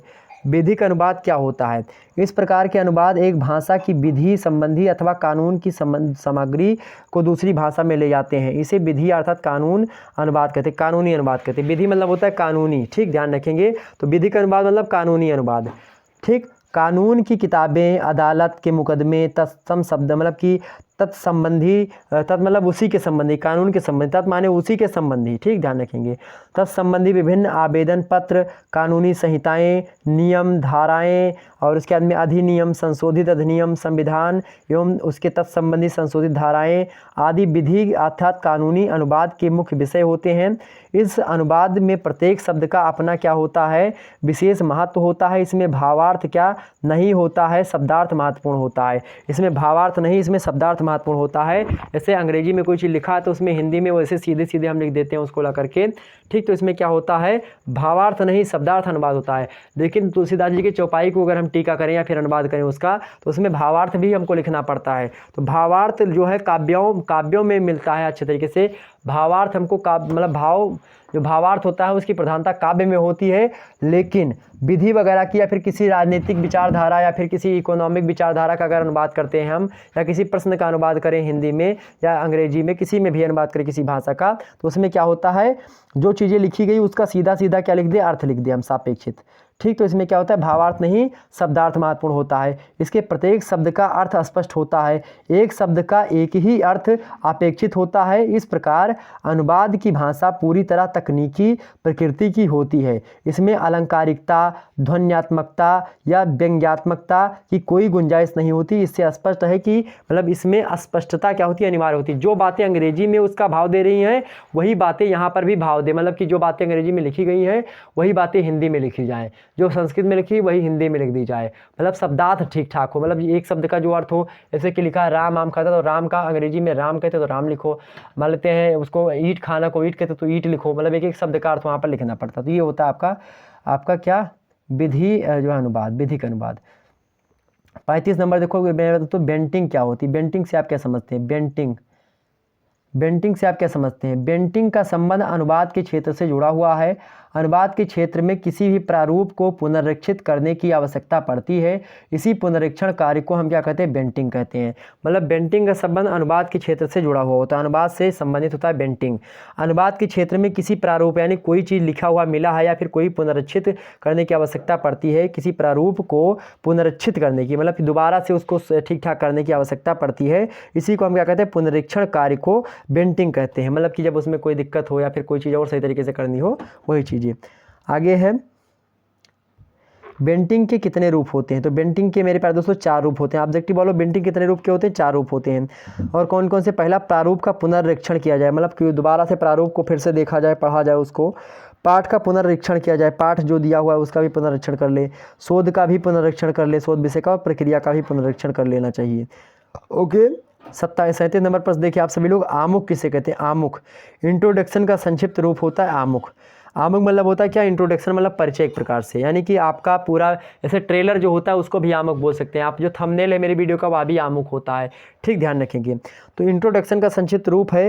हिंदी में इसे आमुख या फिर मुखड़ा कहा जाता है। संवाद का पहला अनुच्छेद इसे संवाद का सार या फिर सर्वस्व निहित हो उसे आमुख कहते हैं। समझ में आई बातें। मतलब कि जो बातें पूरे वीडियो में मैं बताने वाला हूँ वह मेरे थंबनेल में ही दिखाई पड़ जाएं, इसी को आमुख कहा जाता है। जो बातें पूरी मूवी में आप बताना चाह रहे हैं उसी को ट्रेलर में बता दें, वही सार हो गया। ऐसे एक मूवी है तो मूवी को संक्षेप में अगर दिखाना हो तो आप क्या कह देंगे, सार, संक्षेपण कहेंगे उसी को। संक्षेपण क्या है, ट्रेलर जो है वह संक्षेपण है। विस्तारण क्या है, मूवी है। विस्तारण क्या है, मूवी है, यानी पल्लवन मूवी होता है, लेकिन संक्षेपण आपका क्या होता है, ट्रेलर होता है। एक ही मुद्दा समझ लीजिए, ठीक। चलिए, जो मूवी का थंबनेल होता है क्या होता है, या फिर जो संक्षेपण यानी सार होता है क्या होता है, उसी को आमुख या इंट्रोडक्शन कहते हैं। मुखड़ा, मुखौटा आगे का। 38 नंबर प्रश्न देखें, शीर्षक के दो प्रकारों को बताइए। शीर्षक के दो प्रकार कौन है? एक तो गगन रेखा शीर्षक और एक बैनर शीर्षक। बहुत सारे शीर्षक के प्रकार हैं, इसमें गगन रेखा शीर्षक होता है, इस प्रकार से शीर्षक जो है लिखा जाता है, या एक बैनर रेस शीर्षक होता है, बैनर शीर्षक जो बैनर वगैरह में लगाए जाते हैं। मैं शीर्षक के लेकर के खड़ी रेखा शीर्षक, बेड़ रेखा वाला लेटी रेखा शीर्षक, गगन रेखा शीर्षक, तमाम प्रकार के शीर्षक लिखे जाते हैं, उनको समझाने का भी प्रयास करूँगा आने वाले समय में आपको।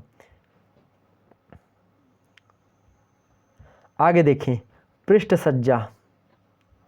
39 नंबर प्रश्न आपके सामने है, पृष्ठ सज्जा के प्रमुख तत्व कौन कौन से हैं? पृष्ठ सज्जा के प्रमुख तत्व मतलब प्रमुख 5 तत्व होते हैं जो कि निम्नलिखित हैं। पहला है संतुलन, दूसरा है विरोधाभास, तीसरा है फोकस बिंदु, चौथा है गीति और पांचवा है संगीति। क्या? पहला संतुलन। पृष्ठ सज्जा अगर कोई चीज़ बनाना, पृष्ठ सज्जा मतलब होता है प्रकार से कोई ब्यौरा कुछ ही सही तरीके से करना है तो पृष्ठ संतुलन बना रहना चाहिए। विरोधाभास भी कहीं ना कहीं पे ठीक माना जाएगा। फोकस बिंदु भी होना चाहिए, मतलब कि कहाँ पर केंद्र रखा जाए, केंद्रित किया जाए चीज़। गीत भी होना चाहिए इसमें और संगीत भी होनी चाहिए पृष्ठ सज्जा में। ओके, गृह विज्ञान में पृष्ठ सज्जा पढ़ाया जाता है आपको। 40 नंबर प्रश्न आपके सामने है, संचार के प्रमुख कार्यों को बताइए। संचार के प्रमुख कार्य कौन कौन से होते हैं? पहला कार्य आपका सूचना देना, दूसरा कार्य सूचना मतलब निर्देश देना, तीसरा मनोरंजन, चौथा किसी कार्य के लिए अनुनयन करना, पांचवा क्या है विचार विमर्श करना, छठवां क्या सांस्कृतिक उन्नयन करना और सातवां क्या आपका भाईचारा फिर एकता स्थापित करना। ओके, सारी बातें समझ में आ रही? फटाफट से एक बार वीडियो को लाइक कर दीजिए। और अभी मेरे प्यारे दोस्तों आपकी 8 बजे से क्लास कौन सी होगी? 8 बजे से आपकी ज्योग्राफी सेकेंडरी क्लास है और आपकी रात 9 बजे से कौन सी क्लास है? रात 9 बजे आपकी होम साइंस BA द्वितीय वर्ष की क्लास है। कल की क्लास में BA थर्ड ईयर की क्लास भी आपकी लगवाने का प्रयास करेंगे, जियोग्राफी की लगवा दें चाहे सोशियोलॉजी की लगवा दें। ओके, चलिए 41 नंबर प्रश्न है, मल्टीमीडिया का अर्थ बताइए। टेक्स्ट, डाटा, चित्र, एनिमेशन, ऑडियो और वीडियो के समन्वय को हम क्या कहते हैं? मल्टीमीडिया कहते हैं। मल्टीमीडिया कहते हैं। ठीक, किसको किसको? मल्टीमीडिया। टेक्स्ट यानी लिखने की कला, डाटा मतलब होता है जो संकलन इकट्ठा जो चीज़ें हैं, और चित्र मतलब फोटो वगैरह हो गए, एनिमेशन हो गया, ऑडियो वीडियो जो चीज़ें सारी चीज़ें उसमें हो रही हैं, जो सारी चीज़ें फीचर वगैरह मोबाइल वगैरह में दिए गए होते हैं, उन सभी को एकत्र रूप कर लिया, उसी को मल्टीमीडिया कहते हैं। फ़ोन भी कहते हैं, मल्टीमीडिया फ़ोन आया था एक प्रकार से। 22 नंबर प्रश्न देखिए आप सभी लोग, वीडियो फ़ोन के विषय में आप क्या जानते हैं? वीडियो फ़ोन दूर संचार के क्षेत्र में महत्वपूर्ण उपलब्धि है। इस यंत्र के माध्यम से केवल व्यक्ति की आवाज़ ही सुनाई नहीं दी जाती बल्कि उसका चित्र भी दिखाई पड़ता है। इस प्रक्रिया में टेलीफोन में से एक कैमरा और वीडियो स्क्रीन जुड़ी रहती है। टेलीफोन नंबर मिलते ही कैमरा चालू हो जाता है और विद्युत संकेतों के माध्यम से आवाज़ और चित्र लक्ष्य व्यक्ति तक पहुँच जाते हैं। इसका मतलब आपसे ऊपर से क्या होगा? मतलब इसका यह है मेरे प्यारे दोस्तों, वीडियो कॉल जिसको आप कहते हैं आम भाषा में, व्हाट्सएप वगैरह पे और इसके अंदर आईमो पे आपने या फिर तमाम सारे जो है हर एक क्षेत्र में वीडियो कॉलिंग, अब तो फेसबुक और इंस्टा पर भी आपको वीडियो कॉलिंग की सुविधा प्रदान है। तो वीडियो कॉलिंग जो होती है उसी को हम क्या कहते हैं? वीडियो फ़ोन कहते हैं। वीडियो कॉलिंग की सुविधा जो है आपके हो गई कि आमने सामने आप दिल्ली में बैठे हैं या फिर बम्बई में हैं या फिर कहीं विदेश में, आप वीडियो कॉलिंग करेंगे तो आप यहाँ पर पहुँच जाएंगे, मतलब वहाँ से आप दिखाई पड़ेंगे, यहाँ पर आप देखेंगे, उसको देखिए आप और उसको मैं देखूँ आप देखें, मतलब जिसके पास आपने किया उसको आप देखें और वो आपको देखे, आप बोले वो सुने, वो बोले आप सुने, तमाम प्रकार की चीज़ें होती हैं। तो वीडियो कॉलिंग आपको सभी को पता होगा, सभी लोग उससे जुड़े हुए व्यक्ति हैं। ध्यान रखें, वीडियो कॉलिंग एक प्रकार से बहुत बुरी चीज़ है और इसको लेकर के बहुत ज़्यादा घपलेबाजी भी होती है, उसमें बहुत सारी चीज़ें होती है। एक प्रकार से एक न्यूज़ में भी आई थी बातें कि ऐसा लोगों को नहीं करना चाहिए। हालांकि ये मुद्दा मैं बताऊंगा आपको जल्दी, आप लोग उससे बचे रहने। एक मुद्दा यह है, बचे रहने का तात्पर्य है मेरे प्यारे दोस्तों कि एक चीज़ इस समय ट्रेंड चल रहा है कि कुछ लोग ऐसे हैं, कुछ लोगों की गैंग है, वो लोग क्या करते हैं कि मतलब कि उनके पास लड़कियों की टीम है और लड़कों की टीम है। वो लोग क्या करते हैं, फर्जी में जो डिजिटल वगैरह जो आप यहाँ पर जो है यहाँ पर अगर के बातचीत करते हो कभी कभी कमेंट सेक्शन में, बातचीत करने से क्या होता है कि आप बोले कि आपने कभी किसी लड़की को नहीं देखा, लेकिन मान लेते उस लड़की को आपको फ़ोन नंबर मतलब कि मिल गया कहीं से व्हाट्सएप पे, मतलब कि वहाँ पर कमेंट में किसी के मिल गया या फिर कहीं से मिल गया, फेसबुक से मिल गया या तमाम सारे ऐसे सोशल मीडिया प्लेटफॉर्म से मिल गया। आप वहाँ से वीडियो कॉलिंग उसके पास लगाए, मान लेते बाद में धीरे धीरे व्हाट्सएप से बात हुई, आप वीडियो कॉलिंग लगाए, धीरे धीरे क्या हुआ, आप दोनों में घनिष्ठता बढ़ती गई। तो क्या होता है, जो वहाँ पर जो नंबर दिया गया होता है वह नंबर चूंकि एक संस्था के द्वारा दिया गया होता है, वह संस्था क्या होती है, फ्रॉड कर रही होती है।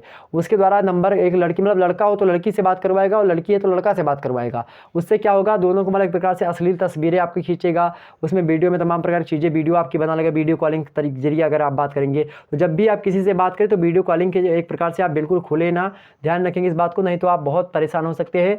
ऐसे में बहुत सारे केस भी पुलिस थाने में जा चुके हैं या बाद बात बिल्कुल ये चीज़ें एक प्रकार से गंभीर रूप से इसको लीजिएगा मुद्दे को। एक प्रकार से यह अंतर्राष्ट्रीय यानी इंटरनेशनल चीज़ मतलब एक प्रकार से लेख में बातें लिखी गई थी, ध्यान रखेंगे इस बात को।